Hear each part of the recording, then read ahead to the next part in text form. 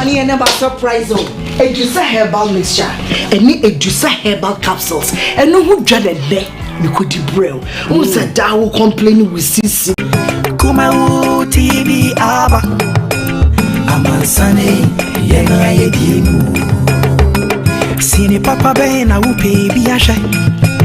I'm on Sunday, Winyano baby. Kumawood TV. I'm on Sunday, Yana Yedimu. Kumawood TV Abba. I'm on Sunday, Yana Yedimu. Kumawood TV Abba. I'm on Sunday, Yana Yedimu. Sini Papa Ben, I will pay Biasha. I'm on Sunday, Winyano baby. Kumawood TV. I'm on Sunday, Yana Yedimu. Kumawood TV Abba. I'm on Sunday, Yana Yedimu. Kumawood TV Abba. I'm on Sunday, Yana Yedimu. Sini Papa Ben, I will pay Biasha. I'm on Sunday, Winyano baby. Kumawood TV. I'm on Sunday, Yana Yedimu. Kumawood TV Abba. I'm on Sunday, Yana Yedimu. Kumawood TV Abba. I'm on Sunday, Yana Yedimu. Sini Papa Ben, I will pay Biasha. I'm on Sunday, Winyano baby. Kumawood TV. I'm on Sunday, Yana Yedimu. Kumawood TV Abba. I'm on Sunday, Yana Yedimu. Kumawood TV Abba. I'm on Sunday, Yana Yedimu. Sini Papa Ben, I will pay Biasha. I'm on Sunday, Winyano baby. Kumawood TV. I'm on Sunday, Yana Yedimu. Kumawood TV Abba. Right, Yenfa Aseda Emma Tradian Pond, your boss, so a boss as here. Kumoti channel is on Wapa any or no. Adaromenenzo so a dash from con a very good afternoon. Ukiada says here na Eddie Aseda and Emma, the boss, so in Yamia and a brother, so one way I want to see. But I say normal, it's a creative be a for rabba. It's a normal, but I am normal to anybody, not all people, any who created to say in the nay, yea, Uyame Adaroma, in him we live. Na Kase Aseda Enka, the Dean said, so actually a trasy, a marathon, say a rena is sinupi, and somewhere across of my Ghana, it to me a D and Como, if you have say me day at the Michael, Nana Adumakoba Frame, say Mike, together with my able team. Nay, in some not doors, Papa Benyamre, now yet to me at the home and come on. Say, someone air cross and they say, nay, and champagne for Eddie Google, and they say, Mama, small scale mining and half a community mining now at the Adinano, say illegal mining, say illegal, now a small scale quantity of Munano, Mumadiana, Montre, Mujumadina, and say, now into me, I say, what you brothers and say, and a bit to me, Abwa, Ama, yet to me, I have Pepper Faso, now a bit to me, up to dear friend or Galamsino, I say, at the F of my winty, and they, in a far drink, now ya drink Pepper Faso, a bit to me, to illegal man, I say, to me, at the F3 or my gun at home, come on, Ibiyamre, now yet to me, at the and so, Ewaha, and Ra, and then I know to him, say, lawyer, he see a Japan, a Ubia.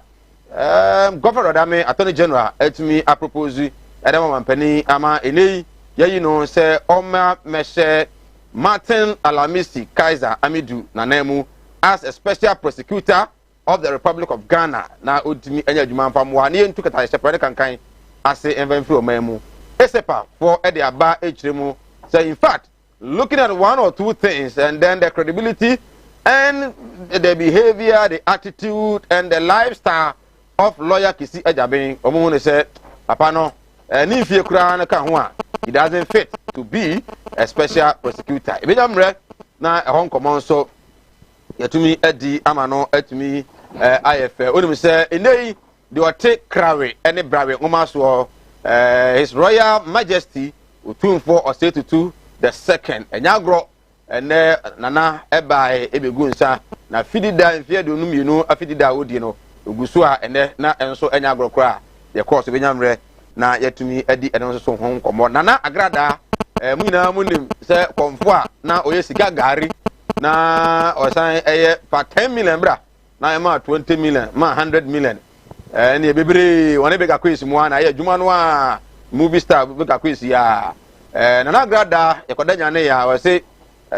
wo na bia posifo che na ko prison ba won sakira on the posifo che no ko prison ba ye no watumi asakira no sakira ya yo kan ina sa abofo ne di nkomo abofo nkomo mu di na ne se agrada emra so se wo di no kwa wo ja agrada no to ho na afi obefa edin papa ebetumi aboa na odin ama me de wo na e patient on enti brai ever say edin na entimi emwa enti ne na agrada afa edin no a yo ka twatu nyina ne se wono agrada konfa agrada mo amukọ no hobe last 2 weeks a ma musika gari a egu mu ewoda ma mo ya ho akwankyere se de be ya sika de beba no wose nyame armo kina ya wada na boso mfoni na no o ma so fa ko ho akwasini nyina enti wo no de 100 million ko na atwen 1 billion na se no se ba me no asakira enti sika no ene de si ya no na esi ama bo so ase kasa se de be ya wo mo a wono mo ye sa nyuma ni na no o me po mo chaw ana se obi a na o ma na kwankyere se sika gari no mfango yesi no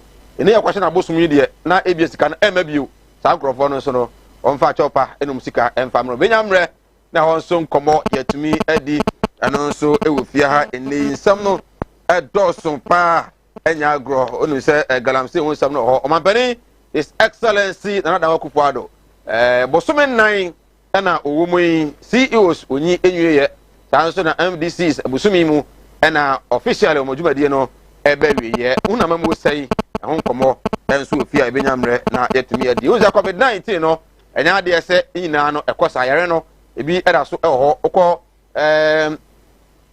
Kotoka International Airport a de eba enese amanfo mu wuro man ni mu no do na de yare no bi na eba esi enche no mampani be kasa na afi awofo no moma no ekwan be fa so ametumi abom ho ban from the COVID-19 no so no ode no so ho nsem atumi abetu edwa NSS and so at me release 110,000 pin codes omo be school afi no mo betimi edakoye national service and on some so ha enche na afi National Education Authority and so ebe pin regional and district offices across the country and also honsem ha na ade ba ko enei ebe de hu nkomo pa dumso enra Matthew Opoku Prempe, Minister in charge of energy ebo moden ye various centers are yetimi generative power no edify especially agrico for akache na obewie no they are to just say they are trying to solve all the energy challenges,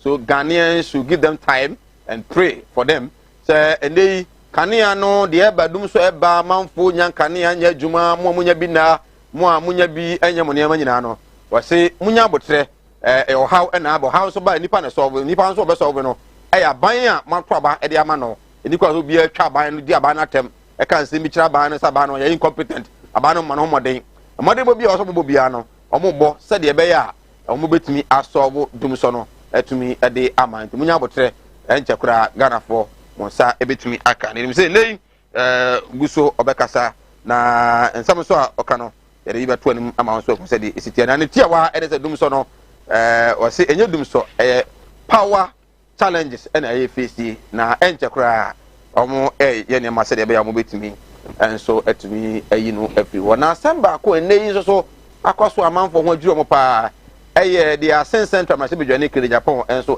ka o man Ghana se ohun se MPP fo yom wo so yi panimfo ni bi wo ha aban nsase o man nsase no na omo editumi fefa ne basa na obom kokwa omo ntie ni o ka ta Ghana fo nyina se MPP panimfo ni bi wo ha omo fom o man na japade nti NDC fo bobode ano mba power even 100 years kwa mba power no kire Japan wati ase a obeyi sankofo nyina to ama NDC fo tumi agye nsase no asande am man no e beduro so no wawu a obeye ho will e de ma ne ma se de be ya o mebetumi afọ de ma NDC for na o matumi age sa japade no e de free aban no enkrofo nso enei o mo fom sa japade no enso eho enso ho nkomo enso ewa ha. African needs to prepare for future pandemics.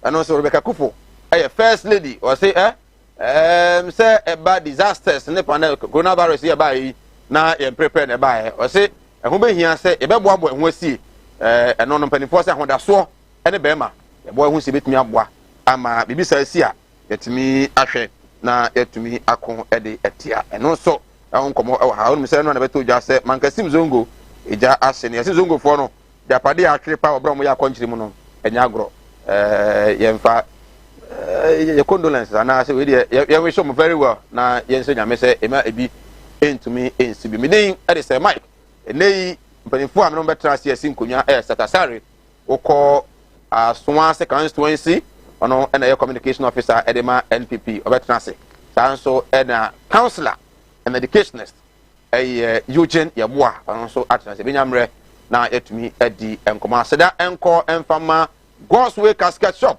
Kumase Asafo Liberal about Osebra ye hu na bia de obo betumi abo tituli frodaka betumi abo ama woje frodaka ne bi etumi enso ede odofo no atum akosie no krakra sanso na Kumawood Training Institute maka kire wo se nsano nyuma ehia pa na adwuma ba ko yemfa nante wo adwuma ni obekọ leave wo adwuma ni teacher for kwa de obekọ pension ana se bia obekọ vacation obetena fie no ehia obetena fie sa obra onye hwe bomode na pe bibiye asore na wo mu no we are about our brand here now nedwuma ya hu obi no ma 250 Ghana cedis na fa bra e be sua se de si emire se de yesi snails nwa se de yesi 3D epoxy se de yesi beach ene ne ma kan ice cream na wo fie no watimi aye e de support busuafo no mo we senior high schools amotifie mo to san beko tertiary no akonya ne nie 250 Ghana cedis per Kumawood TV na edjuma de no ebrewo we Kumawood Training Institute accredited intibra we are na certificate bi aka ho 250 Ghana cedis per nyame on the 8th of this month next month May na eba so osme be so ne doctor so enwotwe na eba so one month maybe na forms no kwa san jaw modern na be register do be friend numbers bi de be ma na otimi afre na watimi abuku de ato na afi no ene ma timi akoso de aba Mala Muhammad Spiritual Herbal Center ko etibi Mala se bra kwanya na ba se obetimi aba obetimi aboa wo yare na wo yare akonto sam na aye de adwuma na sam na aye den ope bambo ana se bia ware na ware so ware nkoye eba mamu ana ukru no otetew wabo obi bedu ebi no de wasi nchen ompe udi kratia bra na nyina mo honhom ne honomone no ommo na ne mantimi peja enkoso emfa ema kwaw atibie eskafo amantem ho na be hu Mala Muhammad Spiritual and Herbal Center Eastern Region kwaw atibie udun kwakwa so kwaw na afi omo atimi so e de wakopie mu ewo Unity FM ko atibie na Malam atimi aboa na afi aseda PSA pa no enko emfa Tawhid na Topate Clinic Madam Katrin for ya resabia kese ba ko a ewo my Ghana titru asante mantemu ene Tawhid na Topate Clinic yare bia bodi nsa yare de waso bo behwew na ho atimi ato ya resabia kese enti wo ba no wo pese wo beda ho obetimi age wato ho sanso na wo ba ko nso be ye ne sa mo amafo yafuo no mo mra na doctor nhwe mo akofo nsa obetimi afa mo awo afa moma na enema entumi emwa yare bia fa se yare de bra stroke no ho aduro e ho typhoid ho aduro ho diabetes de e ho hypertension e de ho yare de me body na maja den Tawhid at the Topate Clinic e wo Kumasi Odium Body Junction ho e na be Tawhid for se omo bra na omuntumi ema omo na so asem de dwuma de no etumi e de abro hyene so se won so betumi ado de na ba na ya bo ho dawru e de ama trust me se oba na e bo ho dawru sinipi so a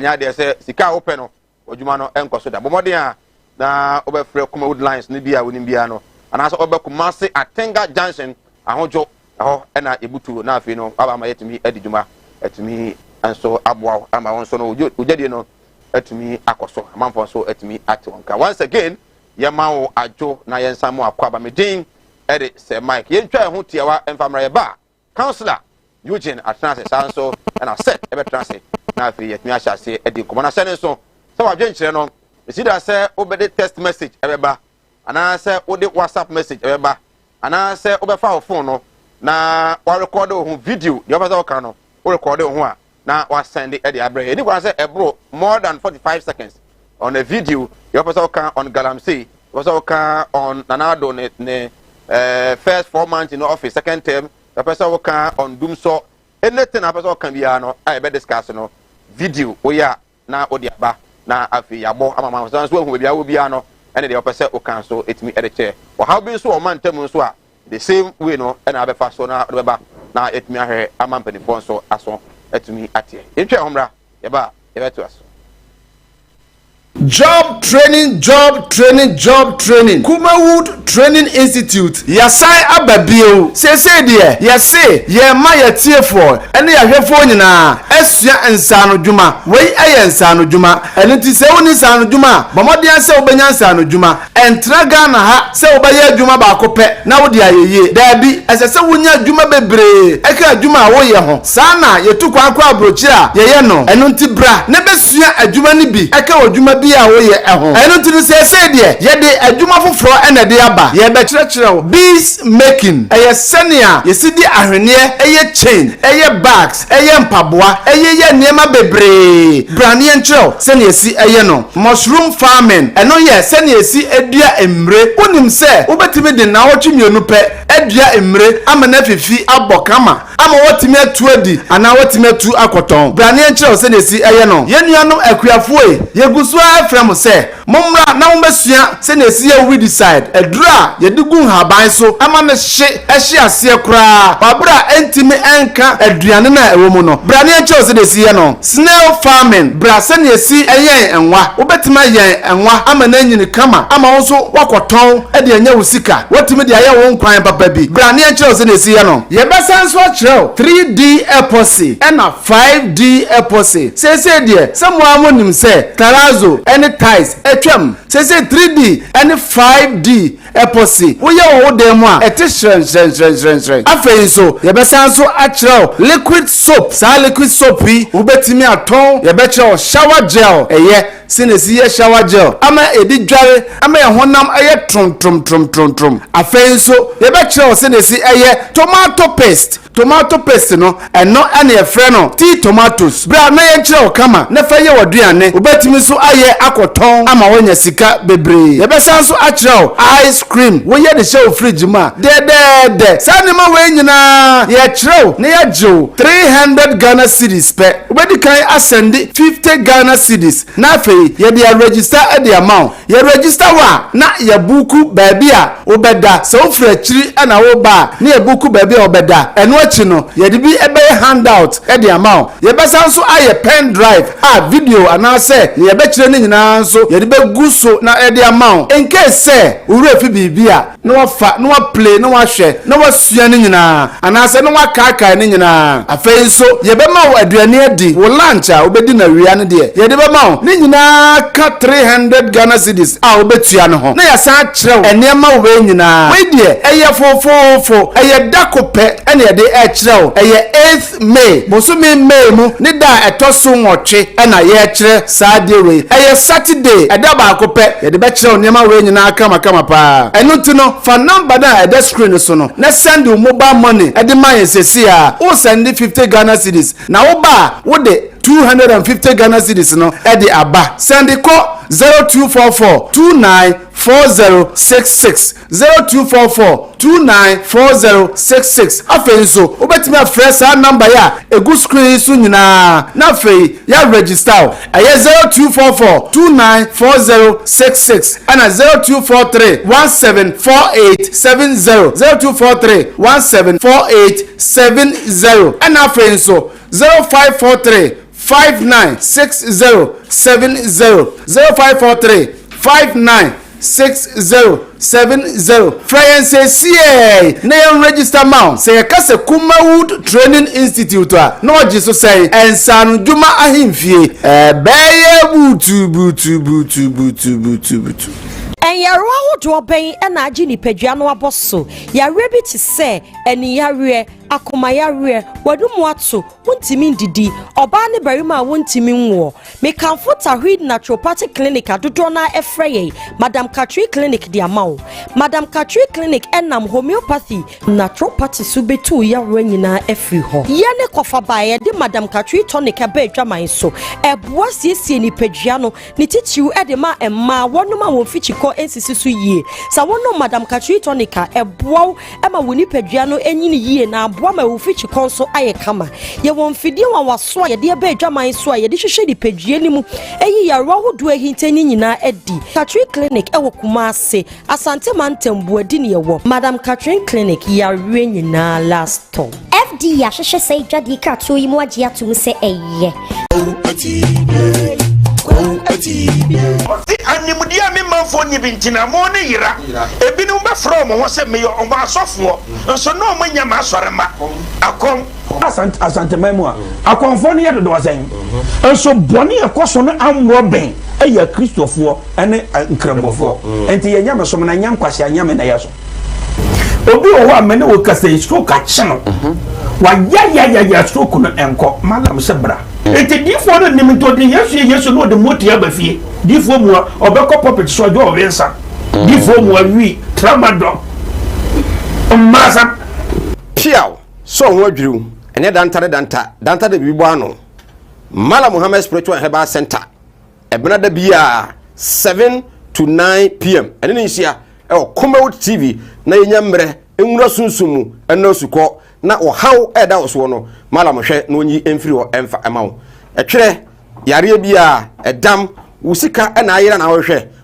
ojapade bi na obi enam kwa bi so age afiri nsam utu gold ena opese onya emwa anase ebia kontuo enema ayedin amawo oba no odaso jonso anase akontuo enema ayedin amawa bra Mala Muhammad Spiritual Herbal Center na kache kwaw atibie tienie kwaw atibie Eastern Region eho ena Malam wo esikafo amantem wo de odu kwaw a wo so kwaw atibie uduru ho bebepa wo yira kora no a busa Unity FM ana wo befre 0246 647 247 0246 647 247 sene so se Malam onye sikaduro onye double money pocket no dry azafo no mo yesa no ne konkron original and Mala Muhammad Spiritual and Herbal Center and the Asia Benada Bia 7 to 9 p.m. Our Kumawood TV near fan live our Unity FM our Kumawood TV Aya TV na into me wow Piao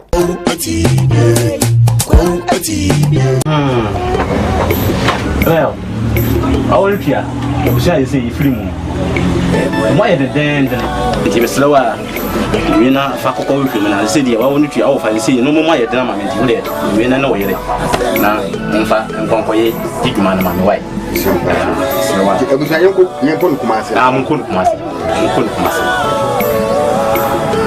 Martin Luther oh na it's been a long time oh yeah me say minia obra kwantu ya o semina na ma yanka twenani ahwedan o na busu afani asoma me semina me pada ka o Kumase akamara na me so chini yenya da kai na nsani mo na mo that's why mo shia me dia we need problem kra wo beje di se me free Dubai bedru Ghana ana me na confident wo to na na mo nsia do ni eje yi ni bo me so e wa brede mi ni kapre odu obi na kire me go straight casket shop e wo Kumase labor hire me ko ho no ma ana mo sa ni me yes kan hye yo wo de bi ntwa no misika ya di ma me se me fa ma no iswa abezu ya se me ambulance na me sam fa de be da no enka ambulance ani de be da ho omu ya ambulance service into any problem kra ani na ye here ni se ubenya sika kakra bi di ato ase you know se Kumase stay by plan no ye ko na me ko kire o some Ghostway casket shop here ye wona come bere te se de mu ni na Ghostway casket shop ye wo Kumase Infantile town ye di labor office na ben Ghostway casket shop we are the dealers in quality local and foreign caskets. Right, I was saying makwaba ekwaje aboa for nkrato aseda enkomaso ogusu a o hwe enei yesin konwa nyamre na yadwendwere oman Ghana eho ya sha busumi ase dia obi ka se kwan e fa so a ebetimi atu from agudie a yetu no yebetu ne yie na ebeboa o man no edi ho nkoma dan so na ehya fi ase so un se kane ndondu no so ekoso o man Ghana so pa enye agro. These are the two major issues and they wenyamre na yetumi edi ho oje nchenemra na yetumi enkenkan ma we screen na be say numbers bigu TV no eso hwe na efa oje nchefa so ebra. Counselor Eugene Yeboa at na say Counselor Kwaba ya ni open ya boko de adom mafra no mo choma de no mo ye na mi adom ebo ya hwi I say time table no e ko ni fa na ba bunkum kwala no ho amanga sa na we school say SS4 ni de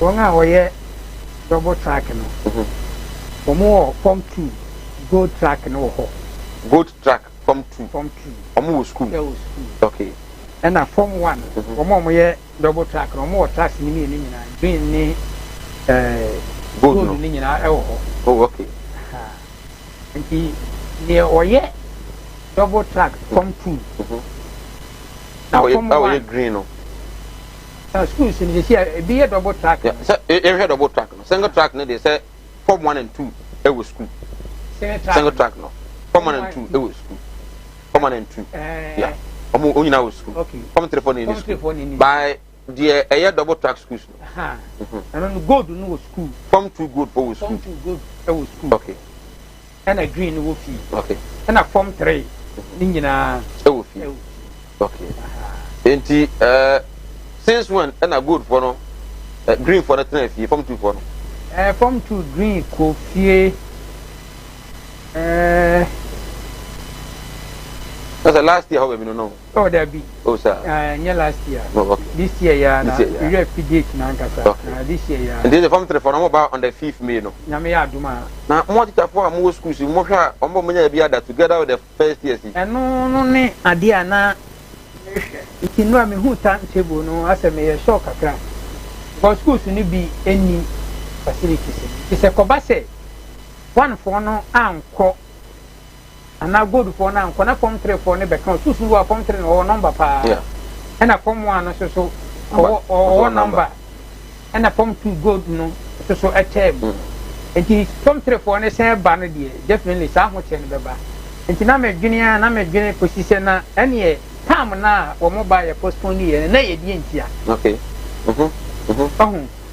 because na omu nyina betra school ho dia na dia dia sam ko fie tanko ko nyina wo hodada form 1 for no wo hodada go track wo hodada na ka form 3 for ne be kam yeah ene ye se wo mbe do so dodo to mon ko fie enti wo mo no ye no maba ye postpone wo mo die no pasisia na kamia se sa nhihye na na wo ho no form 3 for ne be ni o go track form 2 e wo ho ni form 1 yes single no or near double track or nti sa change na ba ya nti na bi mu ka se ene be se sikasem feeding hu na e be din nti na bi aban ye se san hye ne mra na 3 weeks no onfa tempepe bi because tanti sa dia na ye crowded na be ba se wo be over crowded dia and the same thing because sai bi amai nti ja wo mu nim die mu no ni wo mu nya asem mu no fi se e o mo dwene ye man ye sa no wo ma na enim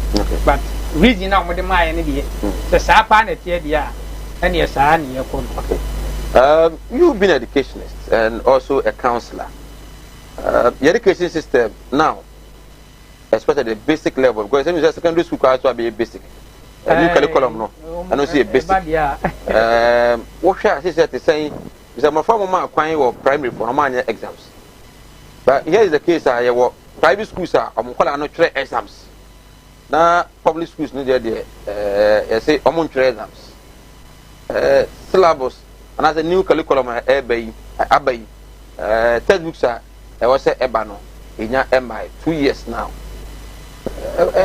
Semak amepa kwanya sina mentia butinafo bia wo fe bia tie bia wo bia omungi tu esi kuma ka busia headmaster wa daya no ye wa gato ma mu nyina ajo Yura, from what? What's in your high? Yeah. I probably will be more joining me. Go from home. I from phone one. The youngest headmaster. Mike, I some be said, yeah, some are smooth.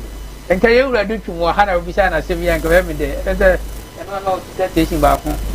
No more interview, no can you ever be. So, what's your son near my city? Pa said, and they are mad, dear chi.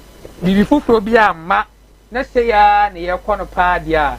And your gun education system, no, your problem. You got teach any who near warrior, and a school in the soon who near warrior. And junior an education, dear, I'm your fool, because I am your phone, sir. We ban what the cock, the name we ban, just say, I can you take care now when Sassy Coach, no sooner as a wood chain, you know, a friend is saying, Gia no soon wood chain, you know, what do you call him Fabian when you watch his and to my own who may be a year call.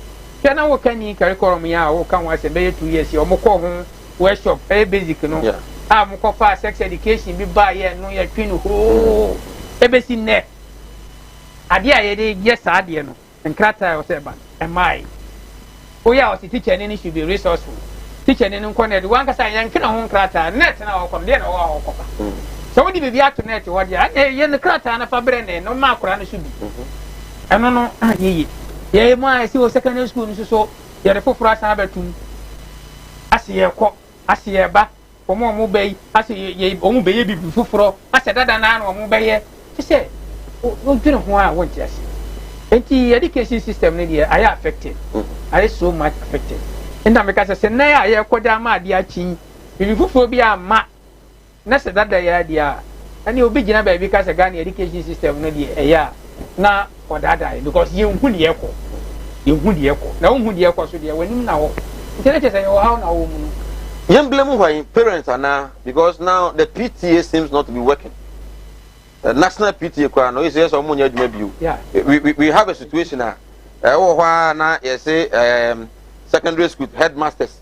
I got to on the proposal I say yaba. GS Ajatum Tiakoni say. Oh yes GS and we yaba Tiakoni say. Even this new timetable crown is the Bremono. You could realize single track schools no crown. There was a mistake. Nkolano was school, but the date at the man Nkolano, what is going on? And as a Ghana for now, almost say Omobekasa on education. Yes, Ghana for should also on Becasa. Or my sister Mocasa, no Bibrina, I did. Am I some Nakata woman into a moon to me and can you say so? So me can say, am I your foy and a high? Tabio.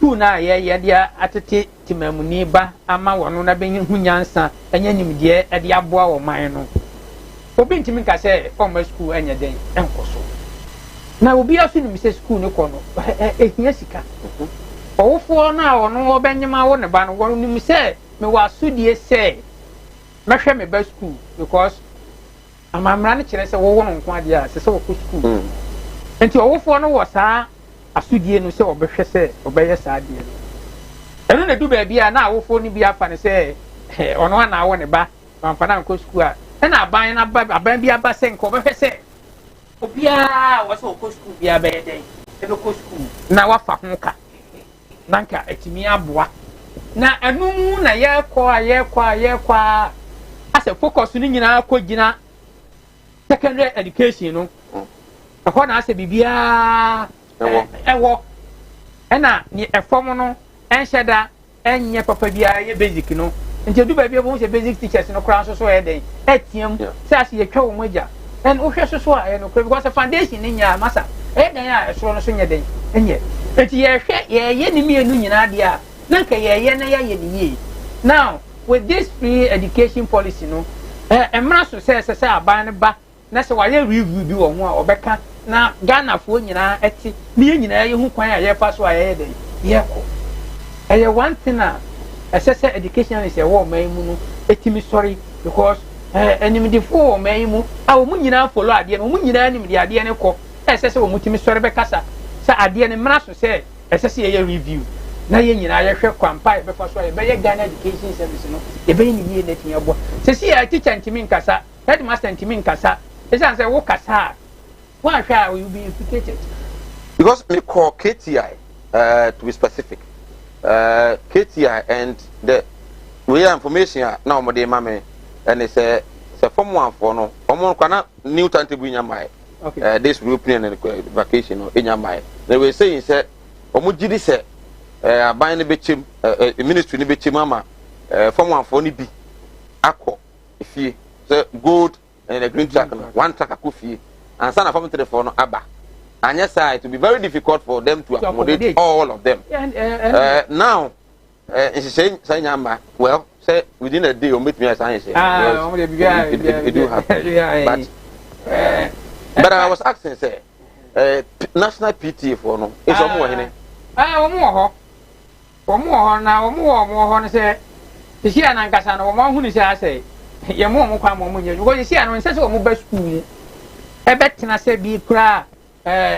Wamu beje sebia wofo na ba na headmaster mo be sebia nko mo ntranye meeting na meeting ni mu no ase PT ni wo ma discuss na ko mo je eno kwa no headmaster ba yes am ye so mu a sada na wo ma kwanya mo ma ba school ba yes ade enti so we PTA chairman e wo school bi na kwa wa adwene pa no kora na how to execute sa adwene pa no so den edi e school ni na sa PTA ni wo enti se me koye bibi di abo school no na ebe ma school ni odi animu ana church for no benya so hwe dia ene edi na meye okay but PTA ni die emu e wo ho se won betimi ahia ba church for die mu ni kwan hye mu be kwa kogina sa PTA ni mu se ne kane no na tie no wonim die mu no now the private school seems to be flourishing who say as a private schools no ene me kosoma wo mu the situation aban ne say basic schools no mo nya exams omo no enye exams private schools for no exams no a bit me affected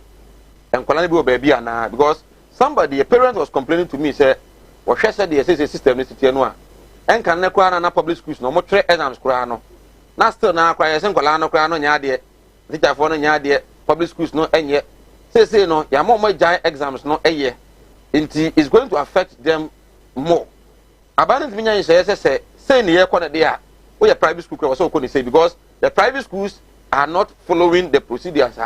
Abandoned say my exams of basic schools. Yeah.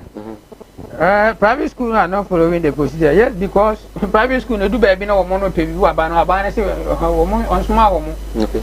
And this one say no yeah abano has less to say. And into the who channel. In fact, area timem baby be pie na say and so no ya be deity. And this all for himself so any access in the bottom. So the banner can said the what being said the now one young so ham and then we were 25 or don't send about still on your day. When had the anti said all for about public school, not 2 consecutive semesters and not terms. The banana Nadia and Nibeji. The banana young so and Nadia and Nibeji because honey who said a young spoken and a DSR assessment. And she said, well, post school term 9 and the one banana young so had ya. Then you are that is. But the idea of one more young soccer should be communicated. Again, I buy no GS ever can far in Quana Monias and I answer Seven on the body. What's the visa? Say, a dear way near dear Wenty, yeah, ma primary forno and young soccer semester way. The names of communicate basa. Bibia ma, it is a communication in like a it gives room for Obia to say whatever professor wedding. Okay. Without exams, no can be serious. To you, who is Jenny? So we need more and Colano be serious. I only serious. Because although they will do class tests, they will do everything. Assignment, but without class tests, no. School crowd or pan or back. Never go down the day, no one say, young young Sophie. Because and so any idea, schooling now, calling and Sophie. Who's a young Hannah and so any BB idea of Honor cry, say, who's here for life for cry. And so here. That is why I do baby now examination more practices. And when I be here, I'm a school for no. Because no matter what you do, if you are not able to perform in that particular exams, it means one could be one idea. And so, but whatever means good or bad, I then say one fast out on one day. So one co school, one co classes. They do exams and so no piece of being no can be up for swab passes exams now. Or better not see no I've been a sack and all for swab passes exams. But anyway, Mr. West African, any idea? So, what's in Abba, say, Yanya Diaba, so the near Diaba, the Papa Bonnie Moy, any Edican, any open umpu, and you mean, say, by Gidia for most of the Ayaka, Ben Samiaka system, but as to say, near Komuno, a year, I to the defense in the end, ye Gamo. I was in August, so Sinupi live on Kumawood television. I didn't say Fabra. Na inyamre enken kama numbers na the good screen no between urgent na faso aba na ya kenkan etumi e de ama sanso na betumi I urgent no afa via video betumi a video na waka wasem na afi etumi abo amamanfo so etumi eti the opese oka councilor the issue of doom so mo munya bisa mo de doom na mo de yes yeah kura ginam bra ginam mo den bantuma de mo kumasi kuruku bat before highways, Obi Otibia, so Munya Quanya come back at you. Not a single day. I will like Pablo. It made them and I do better two consecutive nights to better soon. The Boba tour. I saw. I dear Chian Casancasa and Perry and Muno, let them a Dumuno. And to do so any day. Hey, Missy Doom so energy challenges and I saw Minister Kai was here. Who say a day? Oh. Do so many who say do so do now so dia do so okay sense one person mo kire say and this pension na do so na buy no and this pension no can you no do me by 4 days 5 days 6 days continuous 1 week 1 month Ghana nyina ye course mu obi anya kan ya anya hwe bo so me ba ko eno ne ye fe do so no dia ene omra ma kire sente sa dia ne ye say kan ya na nani bonani 1 second na san ba kura do so. And they shouldn't try to redefine doom so. Era okay. From the sector minister, I quote him. We will just continue to ask for patience and forbearance for the people working here. Bear with us. We are in the process of solving these energy challenges. We ask for cooperation, understanding, education, and information through your various portals to educate Ghanaians in trying to solve doom so. Nothing at all. The necessary funding is being provided to fix the power challenges. They say, Sika also being here, Omode Ebeye, Kwame Faso Yinano. Also Muguso, nti wone me, and Ghana for a share Nino, Inya Butema Bino, the Kania Hon, Second Crabano, Omobe sorry. We and someone you were the minister. I Yadanasi Yatini Okanyina, on Kayako, and I can come to you, but you just an armor. We be never an opera and I don't people be able to connect the general to go now, catch one papa. And Tisan Abba, and Tinio Canina, say, I have been that. Ye educate you, Nemo no cray woman, dear. What you mean, Casawo Cassi? I dear not, I at home, Maui Muno, a dear, a hurricane.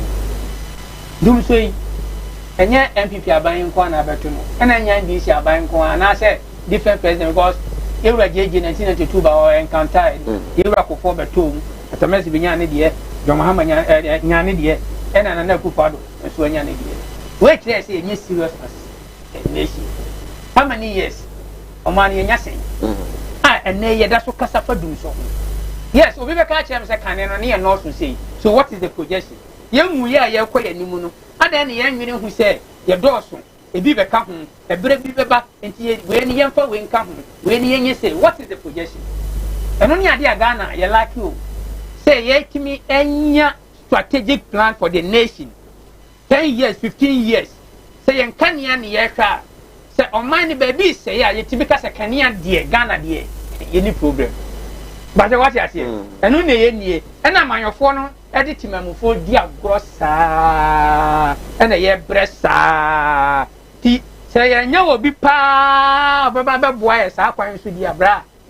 Ye bressa. I dear way I you, and then can send next year, last year, and I see you. I'm telling you, that problem we send your emergency problem. I idea or a routine maintenance, as I said for more time. It is not the last year, as I said no more yet. And woman who is a time on Sako Camp, be a danger zone. About our era.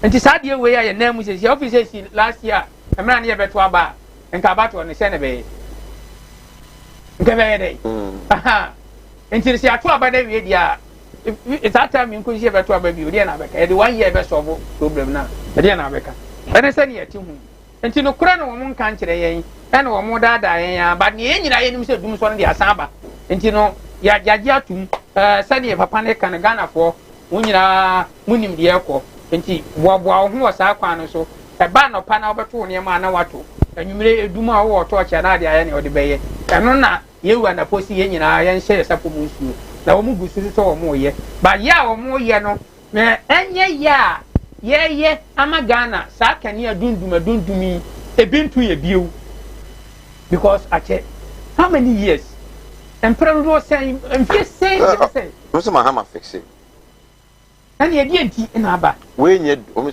dum so no a wo hu no se esi brebi no we no ye penso ana papa ko penso na wo ken sa wo se ache it means say ebs am wo hu ena we no nye eno no bia that's what the government of the day e ka che say nye no bia eno no ye ntwen ono ma na meka because ye nyina ye wo eno na star be ne dudum enti na me sha ase na me ka say dante tu ne bana besi yewura mahama penso no kani adum to aso wo man mu afi ana bosomi a ye kosu mu a ye hu kani a 1 month continuous ana ne efe ne dum so na eye se ya ne aka MPP aban be ye ami age atum se dum so no ene se wo de low shedding timetable be dey ebeba a start one cry enti die bio na woka die bio na woka se dum so no na ye twi a ene ene bo ofno kan no onfamra twi mu ne yenhwe se ne obesi aye dey aka wa abusuan go so ehwesenupi yentwa ye ho enye aboafo nkrato emra eba ebeto aso Job training.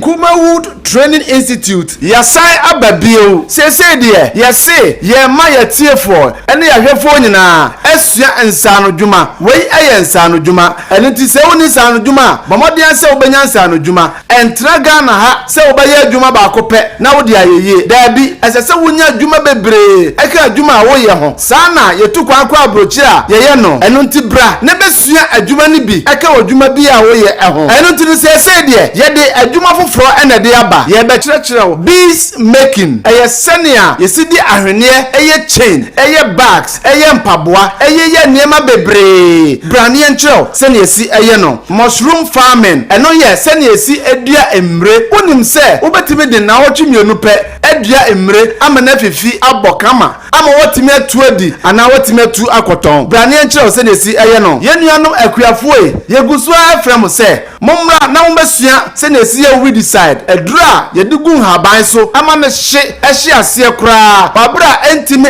enka aduane na ewo mu no. Brani enchiro senia si ye no. Snail farming. Bra senia si eye enwa. Ubetima ye enwa ama na nyini kama ama wo so wakoton e de anya wusika. Wotimi de aye wo nkwan papa bi. Brani enchiro senia si ye no. Ye besan so achiro 3D epoxy and a 5D epoxy. Say dear, someone wonim say tarazo any ties etwam. Say 3D and 5D epoxy. We ya wo dem a etishren.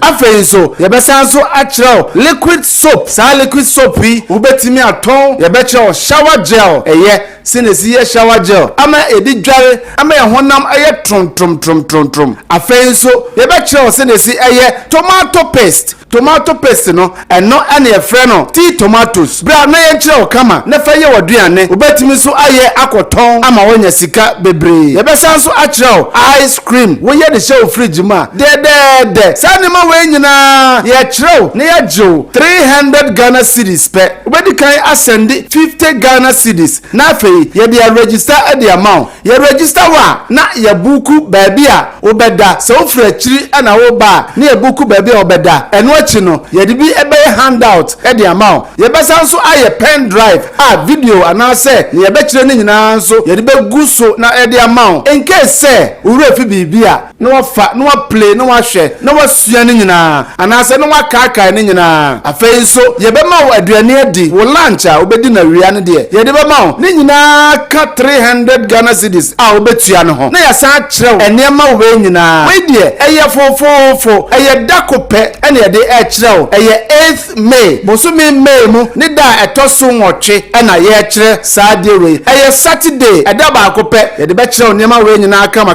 pa eno ti no fa number na eda screen so no na send your mobile money ede man yesesi a o send 50 Ghana cedis na wo ba wo de 250 Ghana cedis no edi aba send the call 0244 294066 0244 294066 afenso obetimi afresh our number ya egu screen so nyina na fe ya register aye 0244 294066 ana 0243 174870 0243 174870 ana afenso 0543 596070 0543 596070 Friends say na register mount say kase Kumawood Training Institute no ji so say ensanu djuma ahimfie beye butu en yarwa hodo ben na agi ni padua no aboso yarwe bi ti se eni yarwe akoma yarwe wadum ato wontimi ndidi oba ne barima wontimi nwo me kanfo tahwid naturopathic clinic adodo na efreye Madam Katri clinic di amawo Madam Katri clinic enam homeopathy naturopathy subetu yarwe nyina efri ho ye ne kofa bae de Madam Katri tonic aba adwaman so eboa siesie ni padua no ne titiw ede ma emma wonum a wonfichiko ensisi so yie sa wono Madam Katri tonic eboa ema woni padua no enyini yie na aboa ma wofichi konso aye kama ye wonfidi wa waso ye de aba adwaman so ye de hwehwe di padua ni mu eyi yarwa hodo ahintani nyina edi Katri clinic ewo Kumase asante mantembu adi ne yewo Madam Katri clinic yarwe nyina last time FD ya hwehwe sei dwadi ka to yi mu agye atum se eye right we say sign emo akwaba emra Sinopi live on Kumawood television eguso din kuma fa agent ebra na enya mran kenkan fama na itimi ebo enso emfa ema Satasari communication officer for the NPP ewo Asuma second constituency so atna setu akwaba boko de adom well you din komo you share the issue of basic school in Ghana particular said the AC call SHS said the nema AC call for mobile school bi mo mo fie ombeka ho congestion they be saying and then and China public schools no so mark and basic no man try exams amount for be cry who say say is education I say mo anema ye mo na kakra ewo ma ban mu and the issue of dum so na posi enya botre e ma ban no o me na magu akwan mu $50 million bi ade o mo tutu ska bi ahwe ama yetumi enya kanea ademo de du no adu chopa Mike ma mencha na mencha Kumawood ahefo a o ma gibre anumre hwe Sinopi nyina cha obia na mencha the ever effective regional chairman want me the chairman mencha me regional communication director Dr. Kwasiche constituency me MC na me MC papa ene mutaka bona brand so hwede mutaka hwe bi papa ko sense mente so kasa bi say the call ye assembly answer there ni wa obi hwe say ya Samai no kre e ba akopɛ mutaka hwe ye na ko elections but this elections there wa hwe pa mustako we san hwe mu bi eno no ye da chi asem eno ye da chi asem onye ma hwe gu a na usua hunu sɛ de bi sɛ ne kwali bi ko bi odi a be bona bro sɛ de si bu ni uni saa tumi no saa tumi ni nyina wo nyame nsɛ asɛm sɛ ka kyerɛ mo no ma ntio ana ma ya nka kyerɛ mo ɛsi enti na mo kasa sɛ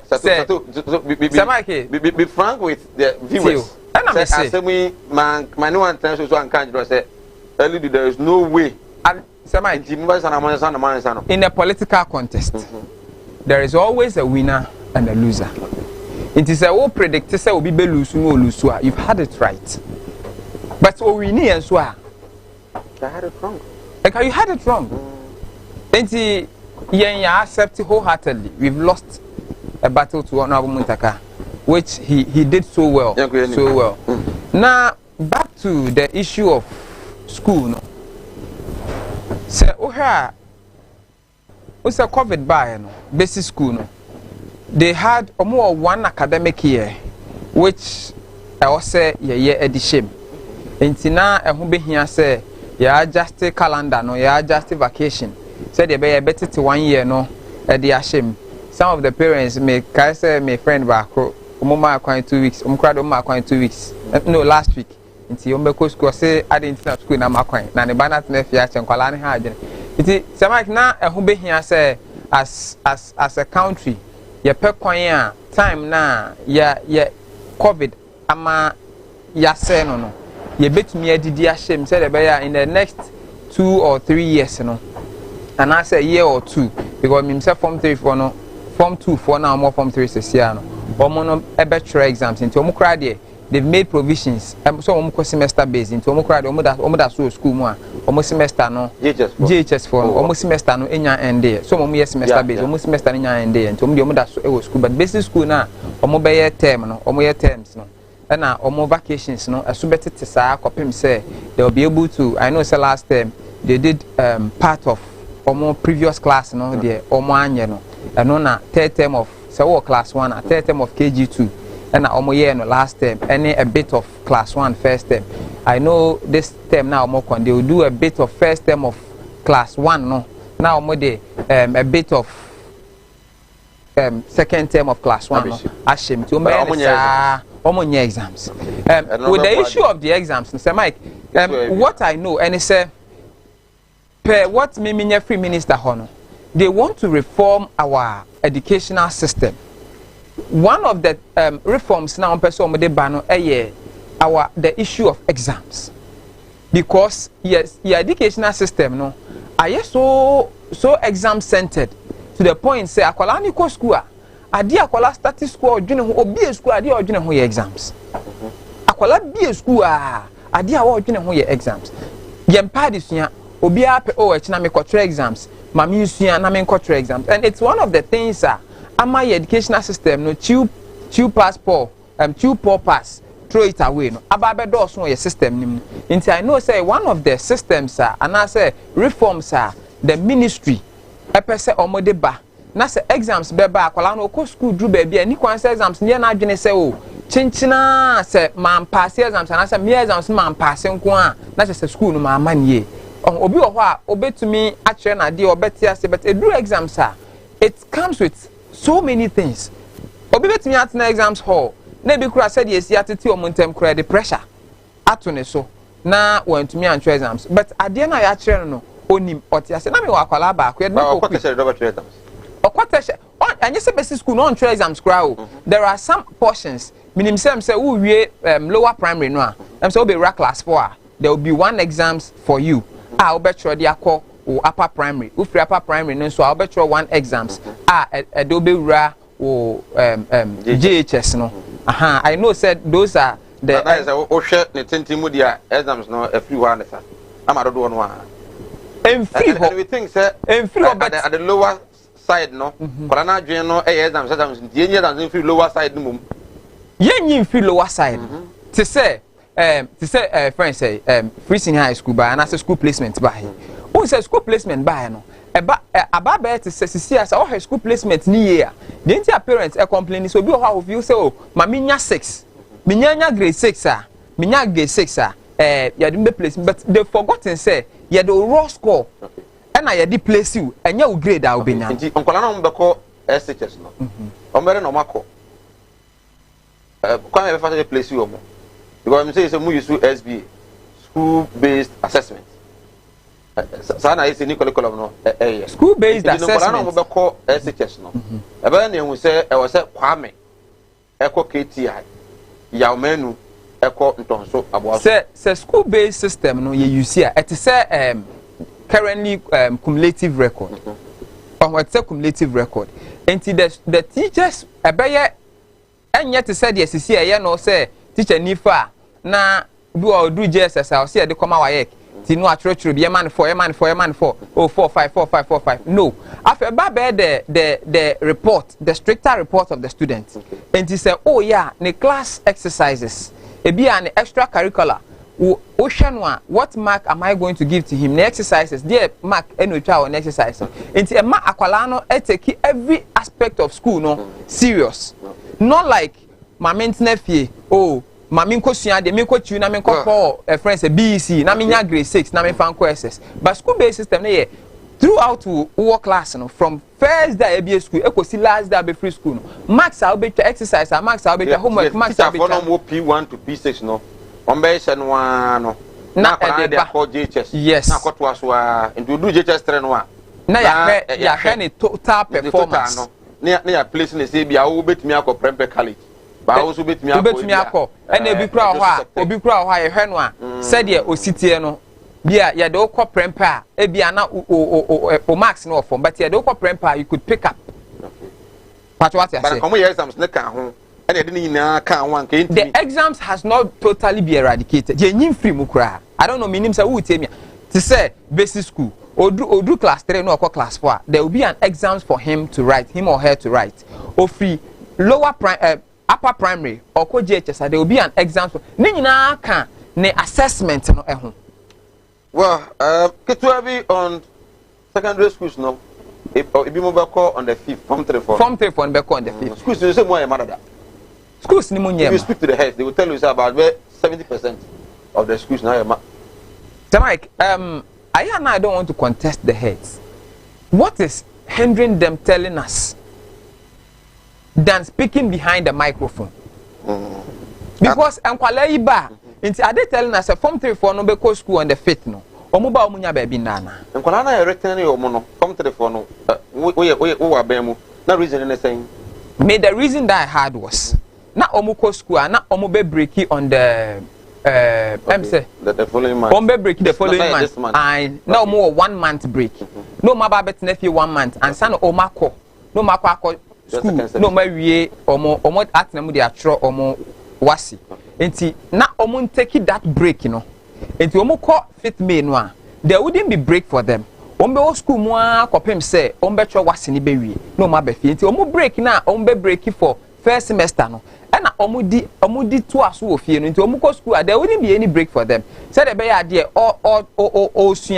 osua no it will be continuous but now as a parent as educationist sure wonu say akwara na kwatena school be bosome num a onya break bia no eno no betumi abo akwara no edi baba akwara no very well say Mike me right yentwa ye ho sema emra ye ba ye beto aso ye ba ye sia Osi animudia me manfo nyi bintina mo ne yira ebinu be from ho se me o ma asofo nso no mo nya ma asorema akon asante mamu akonfo ne yedo do wasen nso bone ekoso no amwo ben eya kristofo ene nkrembofo enti ye nya me so na nya nkwase anya me na yeso obi o ho amene o kase stroke a chino wa ya stroke no enko malam sebra enti difo no nim to de yesu no de motia ba fie difo mu obekọ puppet so jo obensa difo mu awi tramadol masa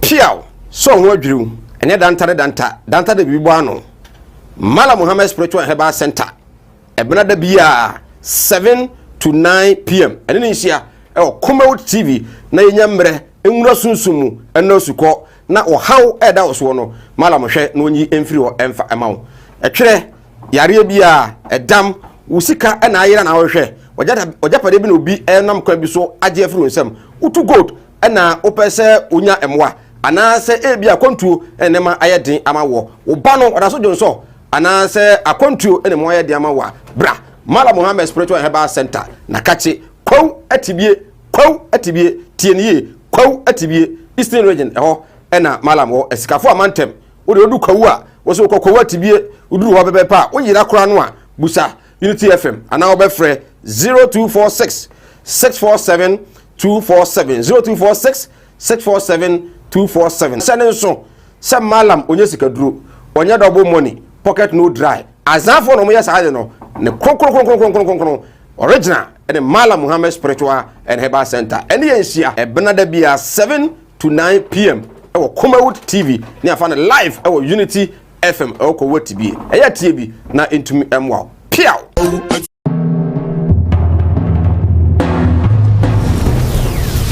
Kumawood TV. Amansane. Yes, I'm Wakwaba Ugoso RSNP live on Kumawood Television for Jen Sebra na Inyamre and Kinkai and Fa Ma with me at the studios. Eugene Yabua, educationist and counselor, and Afi deputy secretary, acting and communication officer for Asamase constituency in Ashanti region. Seth Asare. Seth. Yes, get everyone and Colano at the end.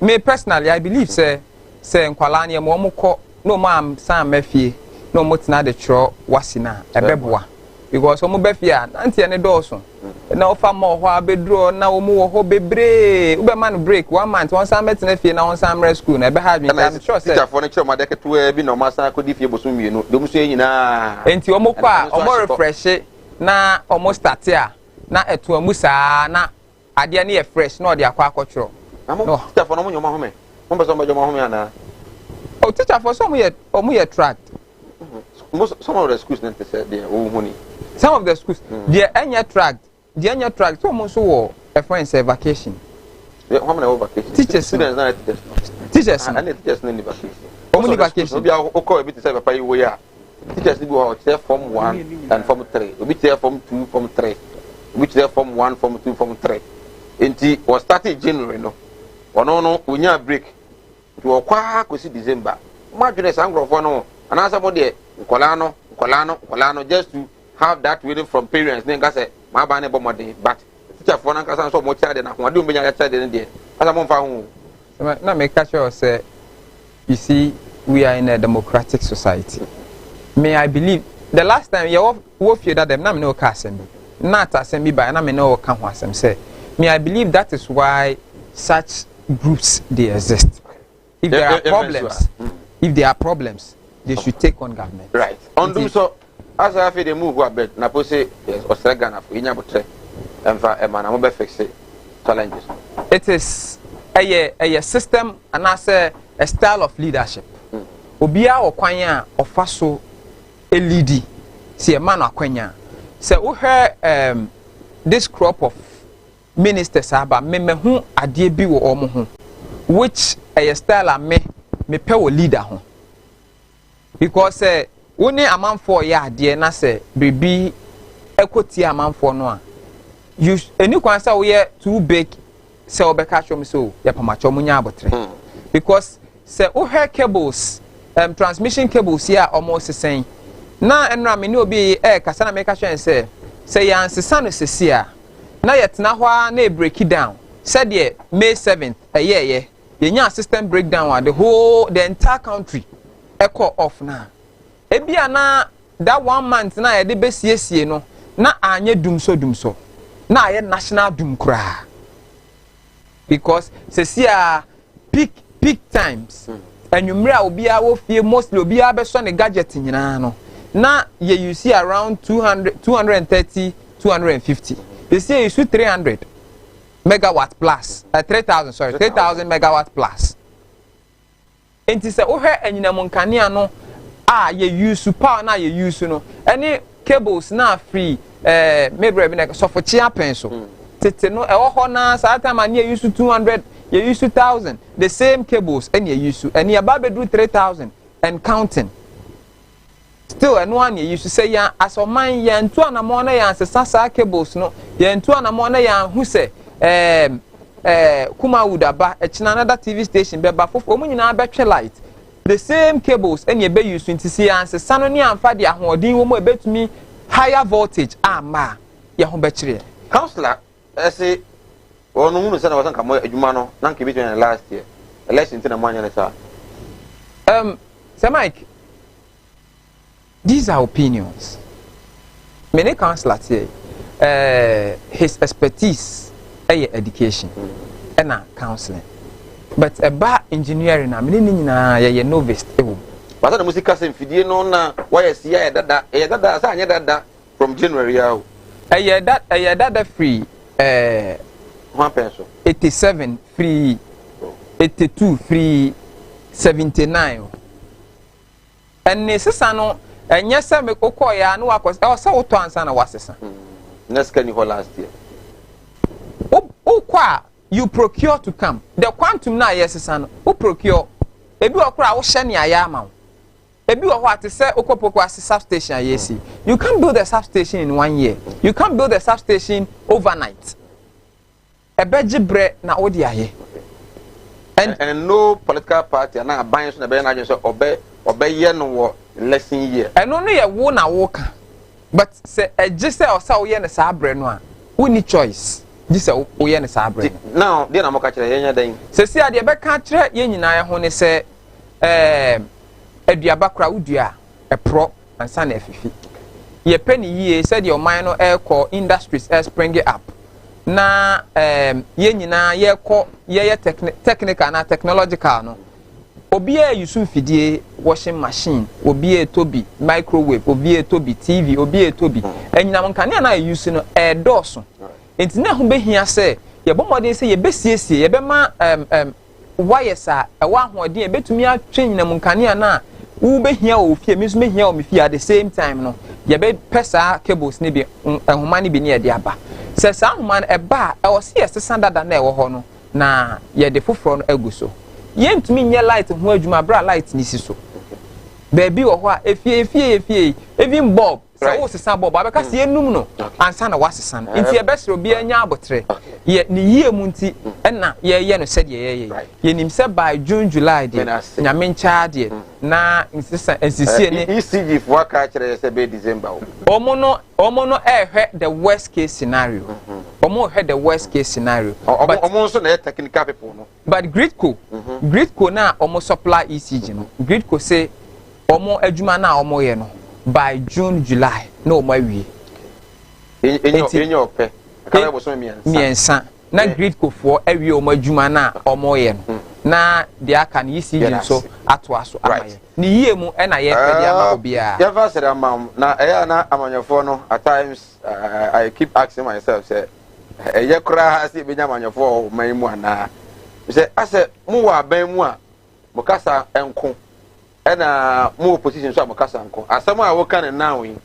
asema ni na wo kan ebra na wo opposition dum so ne ba ye no wan kasa asemi sa me ba sans na NDC ni so ani o so no ye wo kan no so be kan different nti eya koye se mu na mu so dia nyansa ni nyina ni mutrim opposition dia nyansa foa sa situations mienu no ho situations mienu a wo compare te say wo de anka eni amango wo kan bom si ye me fasara enfama God's Way casket shop o kuma say asafu labor runabout o say open ambulance ana video coverage bra wanya eye opese oto efunadaka ana efu ne bia na obehia ye hu ne bia na obehia obedomo na otumi ama bi God's Way ne efunadaka no surprise no e wo fompa aboga fom abocha mo hwe no mo nto bi mfra bochire ma obra wo ba bo de se bia yie momra na God's Way e mo bi entumi entomo kuma say asafu labor runabout na God's Way e wo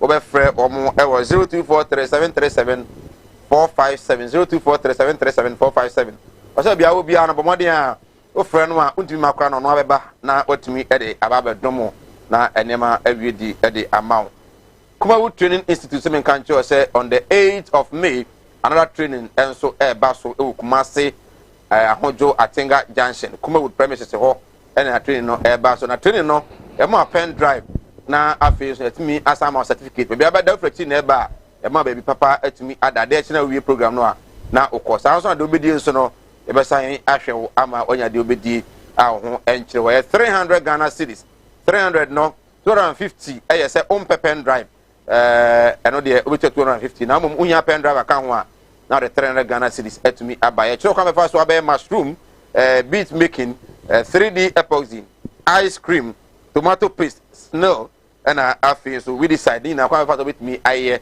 na etumi aboa wo entrefie ense kwa obra unya ensano nyuma bia enka odwuma wo ye ehunde bomode an ebra wo ye carpenter wo ye mason ni woyɛ mason adwuma anaasɛ ebia woyɛ hairdresser ene dundun kanea woyi tri dundun kanea nya da bia na bɛkɔ so bɛyi tri no a dum so ɛba na wɔyɛ wei so atumi ɛde aka ho na tumi aboa bɔmɔden a na ɛbra na bɛyɛ training ni bi ɛyɛ 8th of May ɛwɔ Kumawood TV yɛ premises Atenga Junction ɛna dwumadi no ɛbɛkɔ so wɔbɛfrɛ numbers yi ɔbra oyɛ registration no ɛyɛ 0244 294066 0244 294066 ofra ɛbɛgye so na afei atumi ne ho adi nkɔmmɔbɔden bra na ɛntumi ɛma wogu so ɛhwɛ Senupi live on Kumawood TV wahwɛ nkyɛfa bra ne nya mmerɛ kenka medin ɛde Sir Mike councillor Sir Mike yɛn kɔ galamsey o sɛ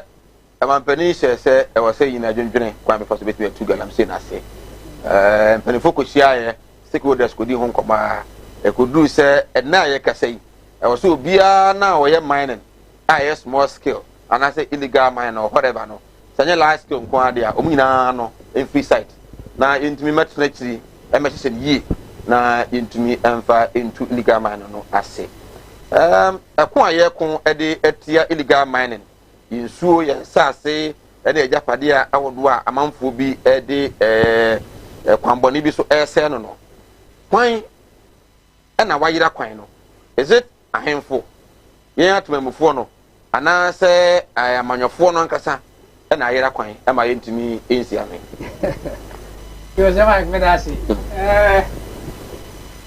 galano no nipa bobɔ wɔ mu di nyinaa ka ho bi ɛna yɛbɛdu baabi a yɛdu me am not part yet mamuni ubodi metete mamufoɔ meka ho ne yɛnyinaa yɛka ho na ɛne ga sɛ yɛasɛm bi na nim sɛ yɛwura frempɔn boaten si wasɔɔbo because ɔsɛke ne site hɔ no 95% deɛ na ɔnim sɛ ayɛ ne nyinaa nti na mebisa mo sɛ 5% na aka no na ɛsi ɛyɛ san hwɛ kwan mfa so a ɛbɛmu wɔ ma fidi sisi koraa de bɛtumi aka kyerɛ sɛ nsase no ne nsuo no asɛe sen time ana ne di koraa wɔ so that one is a fact ɛden paa amanyɔfoɔ no ankasa nim ne ɔmo yɛ den amanyɔfoɔ no ɔmo na ɛku na ɔmo nim ne ɔmo yɛ den so ɔmbɛgyae amanyɔ no a ɔmo de ɔman no nneɛma bi a ehia ɔman no nyinaa ɛyɛ na ɛnyina yɛbɛdi yɛ ho yɛbɛnya Ghana yɛ nyinaa yɛ ɛsi a woka sɛ abɛkyɛn kaneɛ no koraa no wofi sɛ ɛyɛ henfoɔ wobɛkɔm na aban a wɔte so yi a n'ani abere a ɛnɛ wɔpɛ kwan a ɛbɛfa so ɛbɛtu ne nkurɔfoɔ naa ɛtintimbanfoɔ naa ɛne wo ma ɔmo yɛ we have one chief a ɔbɛ allergy sɛ Sir John the late Sir John wotu gidigidi paa na nsɛn oyin sɛ President Vanguard for ɛkɔ one of the forest deep in the forest na yɛyɛ galamsey wɔ hɔ ɛkɔbɔ di yɛn Sir John ɔfa ase ɛyɛ bi wɔ hɔ yɛnim ɛkɔ wusi ɛde a ɛba yɛ ɔmo yɛ amanyɔfo nti yɛ bɛyɛ dɛn yɛbɛtumi ayɛ ɛbɛboa yɛn ɛne sɛ nananom ɛbɛte agyina agye ɔmo yɛ ɛsɛ nananom na ɛbɛtumi agye ɔmo yɛ ɛnɛ womu announcement ɛkɔɔ sɛ ɛnɛ wokure baabi bi mu ɔbia no sɛ wofi sɛ ɛfiabɛn mu na ɛba ɛkɛyɛ me yɛ boss ɛna ɛyɛ saa announcement wei sɛ ɛnɛ wokure saa Dr. Mensa hɔ ɛbɛsen kɔ ha wɔbɛyɛ ceremonial street no nti no wɔsɛ adwadifoɔ sɛ ɔmu ne ɔmo nneɛma no nka ne yɛhu ne nti bɛhu nti sɛ nananom yɛ adwene sɛ wɔn bɛboa aban bi a wɔte so na aban no so ayɛ n'adwene sɛ ampa wei ayɛ kaka eku ɔman no nti yɛn nyinaa yɛnyere yɛn ho na yɛntu na yɛbɛka na abɔnten ne yɛfa no sɛ political talk ne yɛkɔ akyire deɛ a ne yɛateada na adeɛ no ɛrekɔ so deɛ a Mike ɛne yɛde biara yɛbɛbɔ adeɛ no sei ne yɛpɛ ne bebree mu no ne yɛpɛ ho a na ɛbɛyɛ yɛntumi nyɛ hwee saa galamsey ɔko no ɛwɔ hɔ mesi nananom amanyɔfoɔ no ɔmmienu bɛka ɔmu ti abɔ ho wɔn agye atom sɛ Ghana ɛyɛ yɛayɛ dea yɛni Ghana wɔ baabi a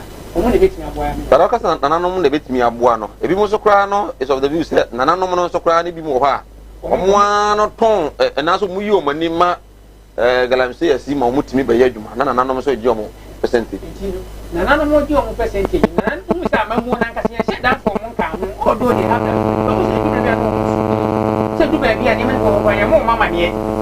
Eti se basa. Eni wono aso ade ne da ho na obi ba be fa akosa akwade a. Na sase. Na ne won kan onye ne obegye. Basa woni aban na team. Na ne ese se wono no nya na aban ne de ma no. Eni die ese wo de ma no.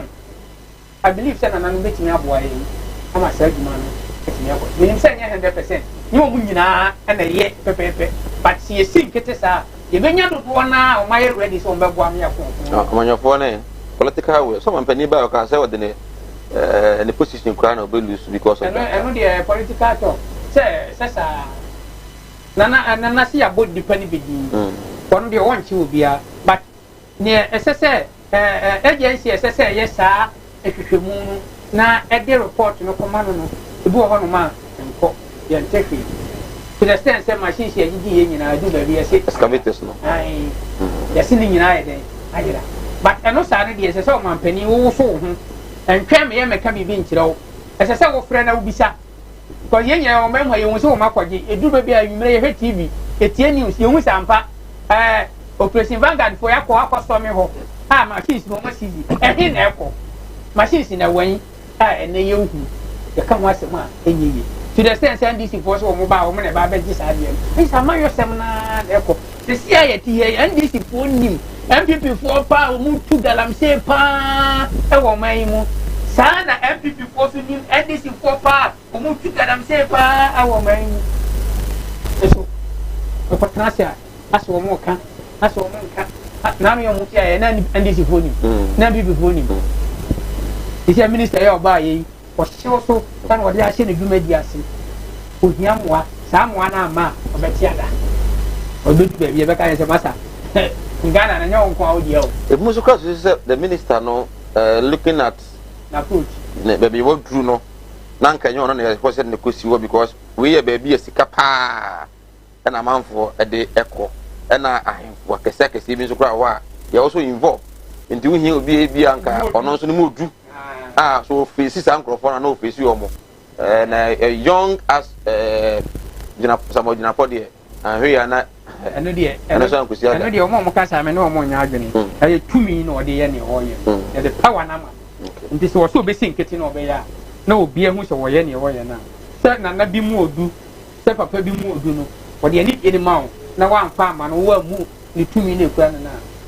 emiri bi bedu ofa ni ge ni san e de na ama omo mu di kan ba ye right from NDC time ye solve ye fight anye ye na first term of Nana Akufo-Addo 2 ministers kwa na ba sa sector ho anye ye a hunu say this stand e bi betimi ayi ni nyina na ye di kan kan openo ni wo so mpa bontin be kan no omu kwa akira aya na e different the same people are there so what else I say there are some people being home man omuso aye ready say ye de omuso ankofo ni be kan ho a ye betimi akọ enti na me bo na nanu di no ko me bo na nanu di bize minim se na nanu betimi aye adwuma no o betimi aye aboa ama ya de nsase amekọ hamra set military first nanka e ka military di adam say soldier ni wo hon kon ari abone ni ho but now you need military officers are omo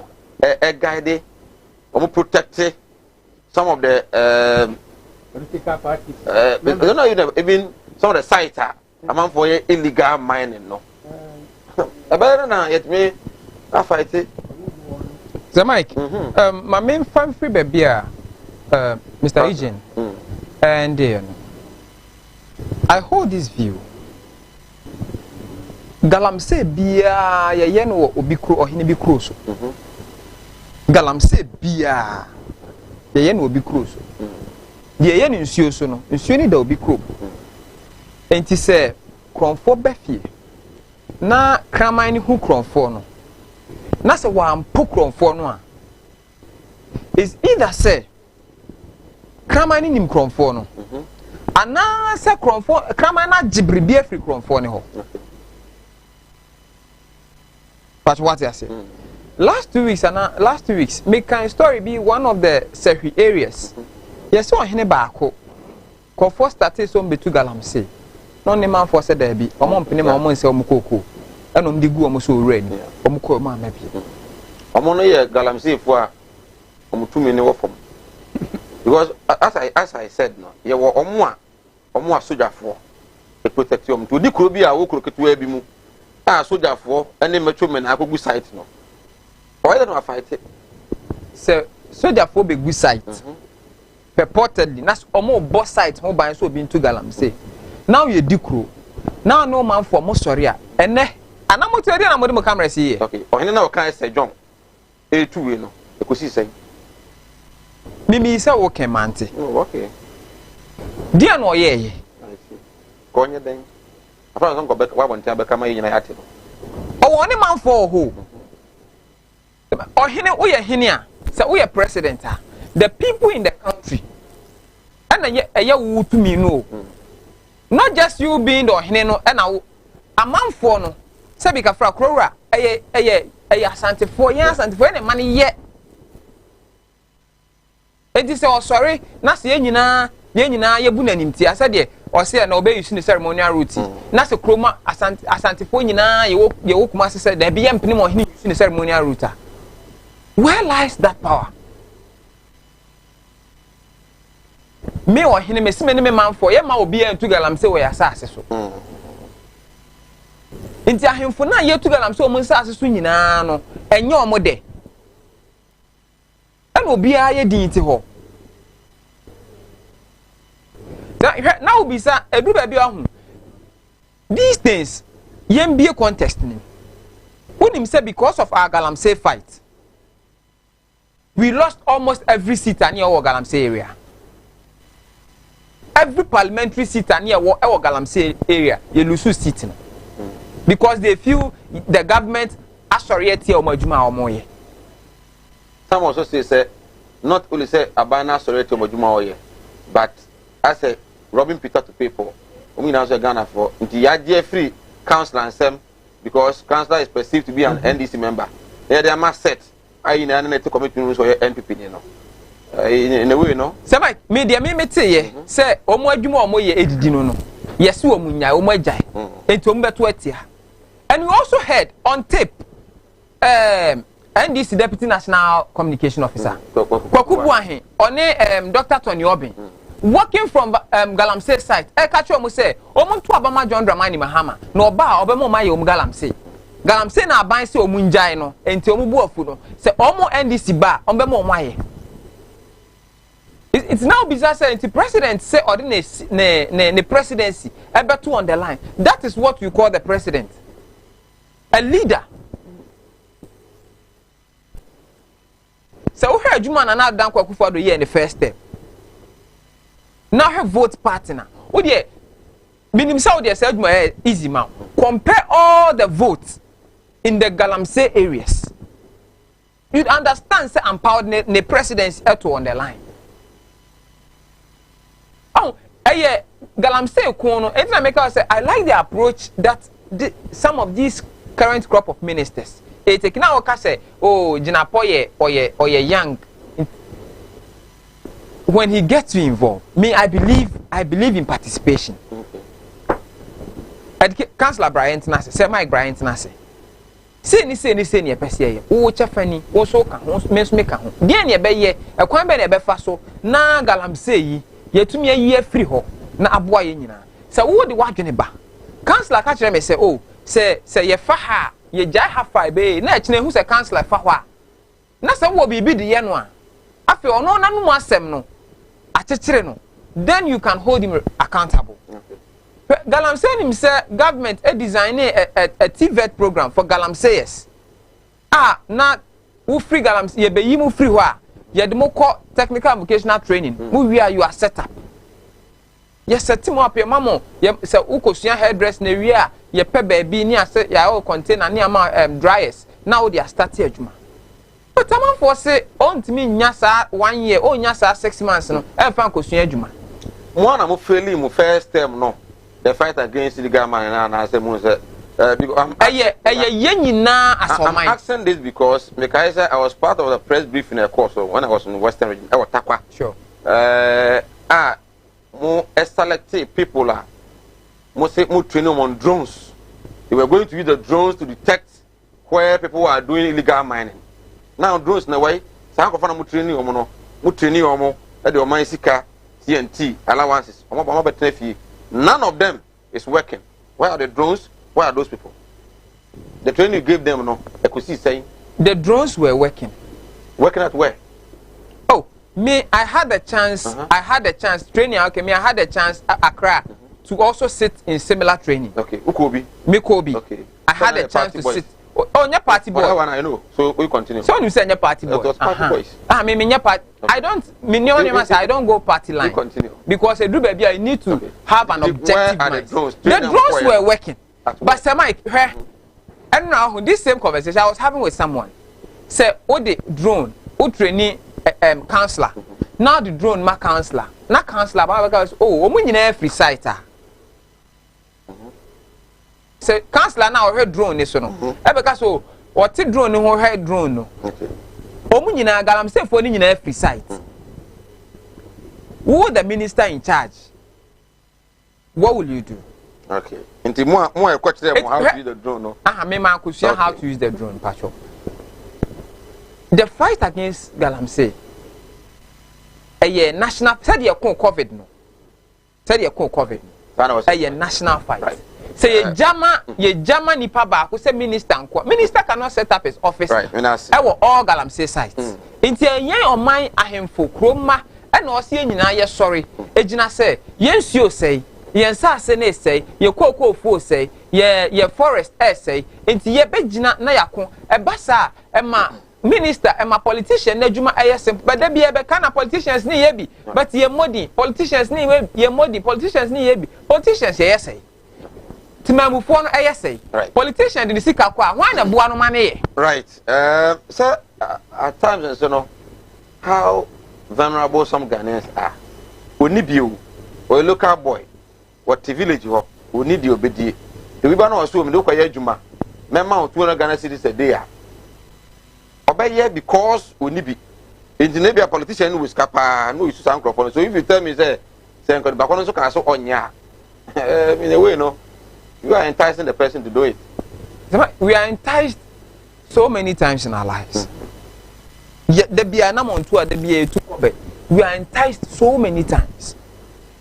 And do we fall for every enticement that comes our way? Councillor. Yes, sir. Drones, no, say, me I was part of the press briefing now. Na takwa as a crowd you should drones ni bina me now for be o na omo part of the trainers omo ko kire nkrofo no na ade akosi ye te ho o man mu no bra edu ba bia ya na awere ho nti se wotena se ya na o ye se wo adwene sa ne mani nyina na enjoy em hihie. We said drones in about two categories. For sun, you know, we have take Galamsey in any hospital. Yeah, blood. Yes, blood and the edge. I know the who's a holiday, fancy. Yeah, but 100 years. And yet, and I mean, I can say, penny or can I say, Kakana, yeah, you might based on the report from the minister. And the Timmy Bama, Mr. Krabakas and Galamsey was almost an end department. So, I say, you are drone home, but catch will be any site. What do you have to do? To also means and we come into what we say. It is a monitor, maybe anyone echoes. They don't do one 7 say, a 7 bar. Am I your phone and say, I can't charge 2 weeks. A bit jack to be trapped. And it's a bomb, we said, there is a song we are. Or what 1 I've been for 2 weeks, you know. They are Ghana for the camp, and they know 2 weeks. So what planning, you know, 2 weeks in some part, we do an answer. What a near man, and none the pansa for my yakri or my yakri. I know a deal. No one yet to whom you're quitting me, and son, I dear me, yes, and you will mind to your new beer or Baby Joe, may you have my. And you'll be another was so not. And I don't go. Now, question you, Mr. 4 months. Now, what you? Hey, Ghana. And I have you. What is it? Canada, Japan. Oh, soon. I also move you answer. Who said, not party, non Cassadi Pebu woman. I said, my Japan no more. We are the people who saw almost said that male party send him in a statue of former the country. The boy was out, or the sick kind of room. And what is the sick of room? Or penetrate yesterday, so many a sick out. And to some for 4 years. And yet, can't. You know, man, and you know, right, OPK goes so also Ghanaians are comfortable with the good governance of visionary and competent Nana Dango Kufuor and the NPP government, and the fight against illegal mining, which Mahama and NDC couldn't do for 8 years, but NPP will surely deliver. Well, Yate OPK. Junior Samson from Nzaura. Mike, I'm watching your show. Illegal mining is an issue, but please, the worst issue in Ghana now is our educational system. Kufuor, we're cra. Junior, Yate. So if you will be fast in the time, so the wonders shall never end. Most of the day, Nanagrada was it or day a wedding and go. Yea, Ghana penny. My regards to Dr. John Kuma, Deputy Finance Minister. Okay, and Matthew Bokuprempe. Dr. John Kuma be our Deputy Finance Minister. John Kuma, okay. And that's one Deputy Finance Minister. Deputy Finance. John Kuma. Yes. Oh yeah, me Aputua. Oh, okay. We say good evening. Sir, let the NPP man understand that education is not moving on well with us. My ward has been staying at home for 2 months and she has to write WASI. What kind of exams is she going to write if I don't put in much effort? They should cancel the free and let us pay so that we take care of our children. Okay. And also the Abba, I don't know. I mean, Nafi Yemfa, and also Entuaso. We say, please, Sir Mike, tell NPP government that Ghana is not for them alone, and they should see it like that. They will pay for it too. God is watching them. Okay. Yeah, that's it. Opoku Samuel from Ejura and Opoku. So, the Abayemfa said that. Madam Muhammad Spiritual and Herbal Center, Kumawood TV. Madam Sebra, say a year I want and wire ding at the Amawo, Sikasem and a home ayading at the Amawo, a Jumasem and a Enkoswo, Yare Ahodo and a Edunia, a Hawa, Obabwa, Ope, say Unya Bamba de Mo Juma, and a fin so, Oma Obusia, or Sebra, Umbina, a Hawa, Oba, one Bafabunkum, now so what to me after the fan, or say a Busian and Moacha, Oba, Obitwa. Ama niema akoso yare bi te se edam etwere ana se oba ena dwonso ani na no oba betene te etimi ede amount na spiritual attacks ahodo on de also oba ni na no be ho adwuma court case no wanya ogidi se wudi bempa na so ni sikandi ahwe ana egbogu so a oba malam be na etimi aboa o malam se dia ba ko wosan eye de boa pa ene se wo japade no bi so gifiri onsem wo se no de oba kwan bia so nya de se be adwuma obehwe amansa ka ojapade no a Omodiana Kumawood TV for our mantem in the eastern region. And a Mala Muhammad Spiritual Herbal Center na Kachino.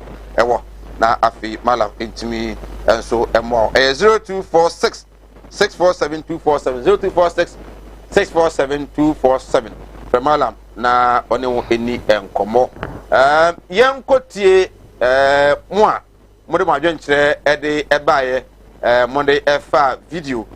Moye edebaye kakra mode aba no yenkohwe na enti bajenche no emfa emra yo se Mike me chia wo ni wabedwafo emanigi se no ama me kwan se me so me kasa kakra mfa galamse yi hu me kufu adebaye no kwase no bon ho modern kakra watututu mpanimfo a mu didi akire galamse no ho ene ade na emom galamse nda so koso the rivers bebrebe na say obon ho modern nanso there is more to be done enti we hwe asin area mu ho na ubeba na river fini ade na yimu nyina na aye pasa ase tipa enti ye mo ho modern said the mining firms lankasa ni timbeji land na o matu no mu wi a o masa reclaiming land na malam na abeda so am yetmenya nutrients kwa wasase no ma me aduane oma no ye momoden say ye China fo ne saa enkofo bi na mo mpa o man ni ye na o mo didi mu na o mo science ase no ye bechichi obia ne de pepepe ye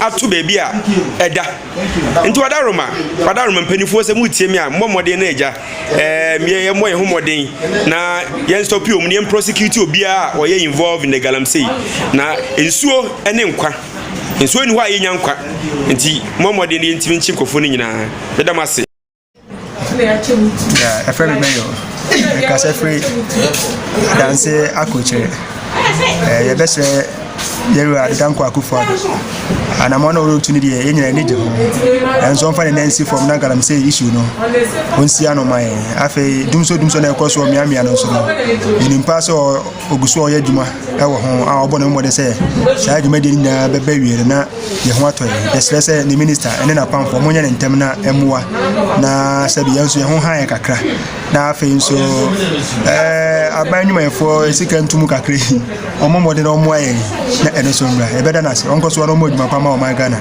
na min chiro bibi de metia woni abuja for from na medesi na kasa free bantuma hindro mu pe na ye galamsey issue no de jumobia e ha jumpa ti e besi o man mpen for amanfo ne traditional leaders se mo hwe na mo for mo nansi for nyen kan hasa ya ha kan hasa ma enu bi beba wa ha isu cry bi na de djuma ka o man mo be yede we de esra yem penfo no ni sa afuna me kan bi penfo ni was penfo ni bi program mo hwe no mo ni hu mama se be ya ye chi ma no ho nchi wo mo ye isu hasa right yan sama kwa ba nti we ya manfo so adwenkyira o kire nti ini gama ne de yina no na wa say itimi kabom na itimi esovo e di efri eho president 4 months the second term I slow ana pace na modeko no that pace na no so Mike first 4 months of the president of every government for basically for appointments and so we heard from the first term no na number of ministers no any ministries no now this time around there has been measures into your ministries me no bomu a na say even from the previous one no na ye dey ba be appointment a say onipa me no na say yi ba ko ema ne ba be head until you have to do a serious SWOT analysis of the two ministers now no omo head those two ministries no eso and sana what me eyi ba ko ama no aba be. And when you look at the dynamics of this parliament now 50% I'll say free parliament now the dynamics of this appointment now this time's appointment different from those ones because say ministers no corridors like substantive ministers no corridors from parliament be here e bedru baby no na uhia MPs uhia parliamentarians so mun shemrama na bia or some on some other assignment constitution so enjoying o say unya certain quota from parliament enti eba be tricky issue but in all those times all these circumstances no president abon homodin in his first 4 months no aye major ministerial appointments deputy ministers list about waiting vetting inti me huni say ministers no so appointed woman no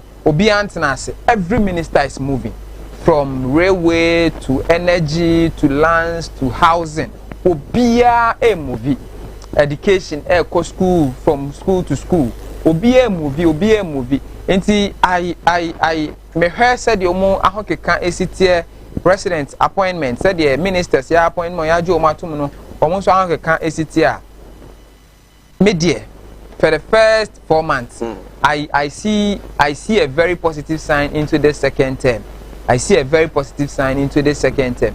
Meaning say omo the pace omode ahya ase yi abosome nan ya yawura mu yi yedi omode sa pace na ekọ na omode time mampani acha menim se ento ase yemura next year nko na wie ye no na oman no sign na mampani epe no na omo ade amano because pace no eye the also mampani eye within his first 3-4 months no waye that is appointment waye obia so omo also mo go through vet no obia go through vet na pass it successfully deputy ministers minim say me wa reshimo MP for vetting committee appointment committee mu say omo betumi aboa ma sa deputy ministers here ya bo mu din nyina obia akoverting mu na omo akọboa substantive ministers na juma no ma sha ase no no matumi aye ne sa minim say this pace no ye me can say speed no ma fan ye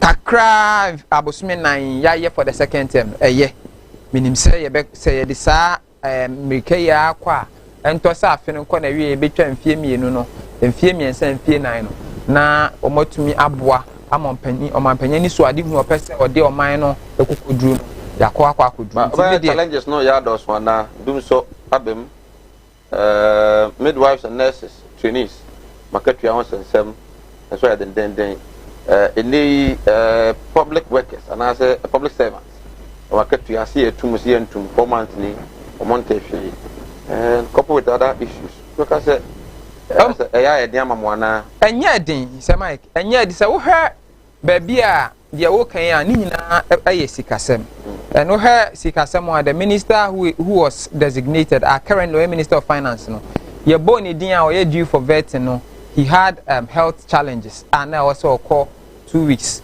ekokọ ne ho yare assign by nti ono ne vetting no anen ne swearing in no delay kakra nti eno na ma sa nneoma yi negotiations for public sector workers ni nyina delay ye no should that be a reason the minister no ni wan give to me adwuma so if the minister is not there there are other workers more adwuma dey aboa so when should that delay when the minister wasn't there that was a new government say CCA say no deputy minister and oni ho a obeka so minister ni ho a deputies e wo ho but na a new government na or minister designate but we no government ya to abai san to no so entirely new as you are saying but now we need minister of finance he gives clearance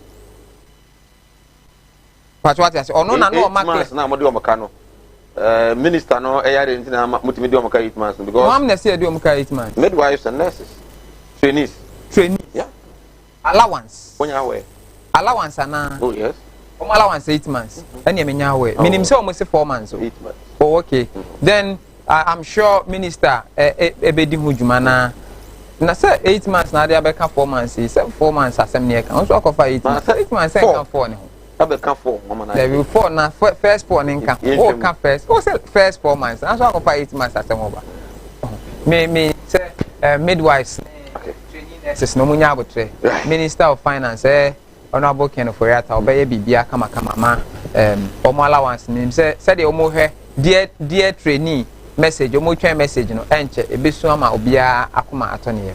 Okay, I say can you stop discussing the 4 months because 4 months he has done 0 I say Ghana for 0 per we are sure we say funny to hear NDC complaining in this country.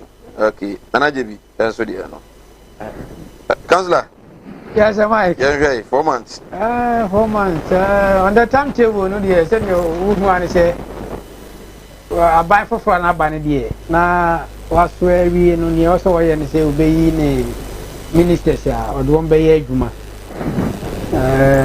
4 months, so what to me, as well, more a or more abedi yet to serve them Oguso. Now 4 months no near Amana Ding and to be cast a manager. Problems here. What be she 4 months? You are different a key banning you are being young 4 months here. NPP are by many who say communication to the entire cities, you know, Ayana Edding. And you many will on myself, I buy a camp myself. kyerɛ timamufoɔ no ansa na adeɛ no koraa yɛ den asi na wɔn gyina so na wɔn atena ase ɛwɔ ne nneɛma bi a ɔpɛ sɛ wɔyɛ na wɔde boa ɔman no ɛsan sɛ wotwɛn ɛma adekodeɛ no si ansa na wɔba abɛka ho asɛm a ɛyɛ ana nipa nhyɛ da mfa wo serious nti yɛkɔ yɛ anim no wɔn nye saa adeɛ no nti na wɔn hwɛ mmerɛ ɛsɛ sɛ wɔn bɛka biribi kyerɛ public no na afei yɛtumi emuvu on na sisi yɛ wɔpa na ministers no ebi yɛ kasa ho wei wɔfa wei a wei wɔfa ɛno deɛ ɛyɛ wɔn na ɔyɛ coach ɛna wɔn sɛ saa match wei players wei na mɛtumi de wɔn ayɛ dɛ abɔ saa match. This match too is not in hurry. Nti saa match na ɔno no fi sɛ players wei a ɔde wɔn bɛbɔ no wɔayi wɔn no yɛhwɛ second half no ɛbɛdu ne yɛhwɛ sɛ the players no ɔbɛ maintain wɔn to the end of the match ana ɔbɛsesa bi na atumi aboa ne match a ɔbɔ no ɛde akɔsi sɛ ɔbɛwe ne anaasɛ ɔbɛdrɔ anaasɛ ɔbɛlusu na woputu question ne sɛ assessment a wontumi nka sɛ wayɛ 0 sɛnea obi ka no ɛyɛ dɛn a watu anamɔ bi nti oguso ɛyɛ neɛ ɔno fi sɛ ɔyɛ a ɛbɛboa na deɛ ehia paa ɛyɛ sɛ adwumayɛfoɔ wɔhwɛ wɔn akatuasɛm because na sɛ bibre na special teacher for kwade mo modi kan ten fe be basic for no kwade almost be 10 months ɛno deɛ ɛnyɛ teacher ni na apɛ no de tena fi ti ɔsɛ mo nte na se nka be ya nka mo nte aban na se ɛno na kasa na meka ɛno no yɛ de bezo ba du ha na ko free baabi as obi be yɛ discussion si ya na ɔno mom na asɛ wɔyɛ de important we formal communication ɛsɛ sɛ ɛba mmerɛ bi ansa na obi kura nya adwene ɛwɔ saa deɛ ba sɛ wɔanyɛ ne saa na nipa ne tena ase na adeɛ no bɛbɔ no pusa na ɔno afa na adwene a woka ɛnyɛ dɛn ɛnyɛ adwuma saa ka ne yɛ asɛm yi a yɛke sɛ wɔ mo ka ho asɛm ntɛm sɛ yɛnka ne a yɛwɔ issue nti bi a boso mmiɛnsa mmienu bi a ɛwɔ yɛnim yi sei na ɔma no bɛyɛ asiesie a nkanyɛ sɛ yɛtwe ne ta ade wate ase ka education ho asɛm a ne yɛka sɛ ɛsɛ ne ade yi ɛyɛ communication nteteɛ a wɔde bɛma akyerɛkyerɛfoɔ mbɛyɛ saa adwuma no nteteɛ no mmae ɛdeɛ na wɔka na baabi ayɛ din ase yɛkɔ ase yɛba ase yɛkɔ ase yɛba wɔ hɔ a na wobɛkɔ social media na biribi bi abɛda hɔ as education yɛ sei nti nipa no a wɔwɔ mu no koraa wɔnim neɛ ɔyɛ de ɔyɛ ɛba saa a woma kwan ma obiara ka yɛ ɛfa neɛ wɔyɛ no ebi so ana neɛ wɔyɛ no dɛ nti meɛ hɔ na mede m'ani ahwɛ sɛ npp abaa no nhwɛ saa nneɛma no na wɔadrɛse yie mfie nan a wɔwɔ yi deɛ na emu busumi nan pɛ na atwa yi so obi ma ne 0 kora nkyerɛ sɛ wawe ne aka dɔɔso ɛkyɛn ne wayɛ no nti sɛ ɔtoto ne nneɛma yi a megidi yie sɛ sɛ ɔbotaeɛ paa bi di sɛ ɔde ɔman no bɛkɔ baabi a obɛtumi de but o compare ne first term then 3 months ɛna Dr. Bawumia 100 days Dr. Bawumia ɛde over bɛ 110 achievements ɛbaayɛ so what they compare now yeah ɛne sɛ that first year, the first term, first 3 months, now I'm a movie there. But then Dr. Bawumia, movie there. And you mobile and there's a was there. And almost 30 years now, we quite do baby and then you might come now. Or more 4 years in the year. Mom said, no, this time around. I see a shot in a shot. It's a young 2 year book. Young 2 7 can be. Me, you so much free first time. Well, a do baby, not Dr. Bawumia record or whatever to just say first 100 days for my a do baby no na and yes, I na at the end of the year. A do baby no, not Sanya mana or my na who call any more baby. No, my say, yes, I did. That a form I kill woman. Into this time, as I see a prayer. Now, yes, I did. And then me and maybe that was here, you who be the name of into young toyable, not for young queen. This is any MCC, yeah. Some say I say ask for more year, Jumapa, and I won't say.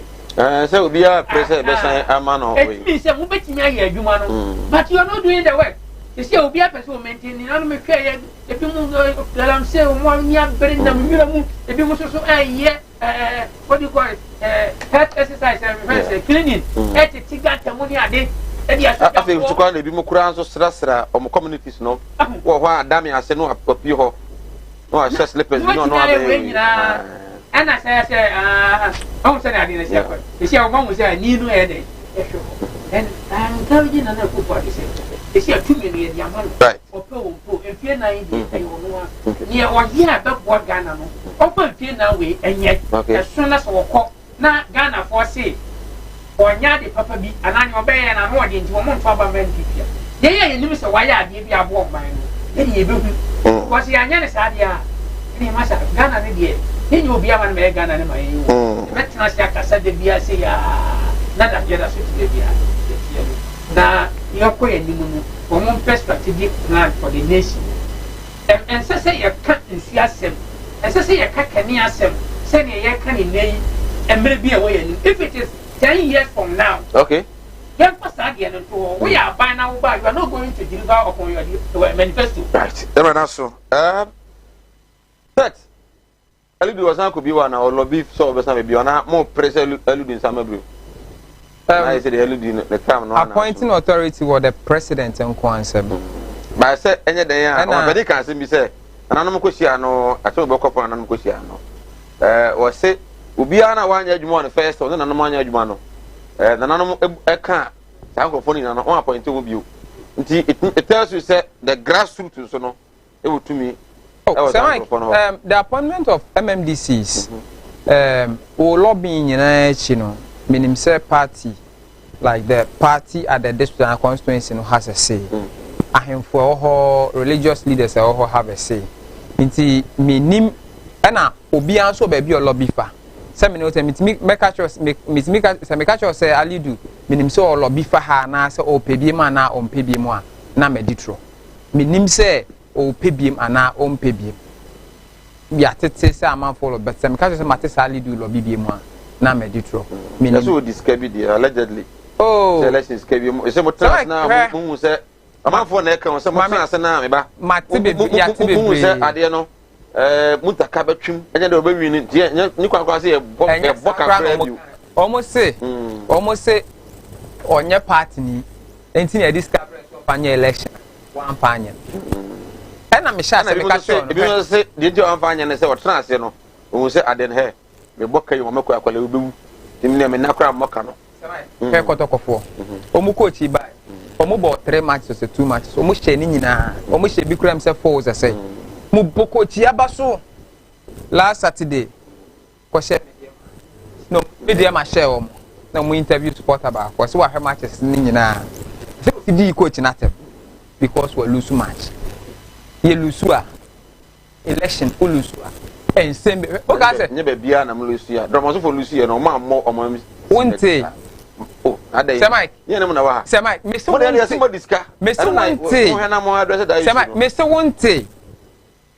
en just asem ni ho well enti yeah aswan say lose election yes ya dia to me lost an election me say o man panyin ebe mayen municipal chief executive wa say alidu no beba so hwan na beba obi obia yen as a party that already say any pastor ebe and going forward now you kwan ya dey for now you dey on agenda for the district you know and I said for the district you know you push that agenda because I know the only way say development said Asari Swansea communication officer and acting deputy secretary for the NPP as Swansea ona Manaf suspended no still but as you suspended yes.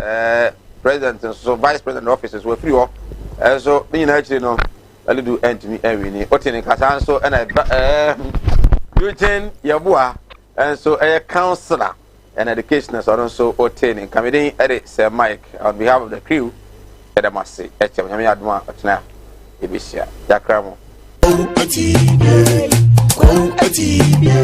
animudia me manfo nyi bintina mo ne yira ebinum be from ho se me yo o ma asofo nso no mo nya ma asore ma akom asante memu a akonfo ne yedo do wasen nso bone ekoso no amro ben eya kristofo ene nkrabofo enti ye nya me so na nya nkwase anya me na yeso obi o ho amene wo kase stroke a chino wa ya stroke no enko malam sebra enti difo no nim to de yesu no de moti abafie difo mu obekọ puppet so jo owensa difo mu awi tramadol masa piao so ho adwiriw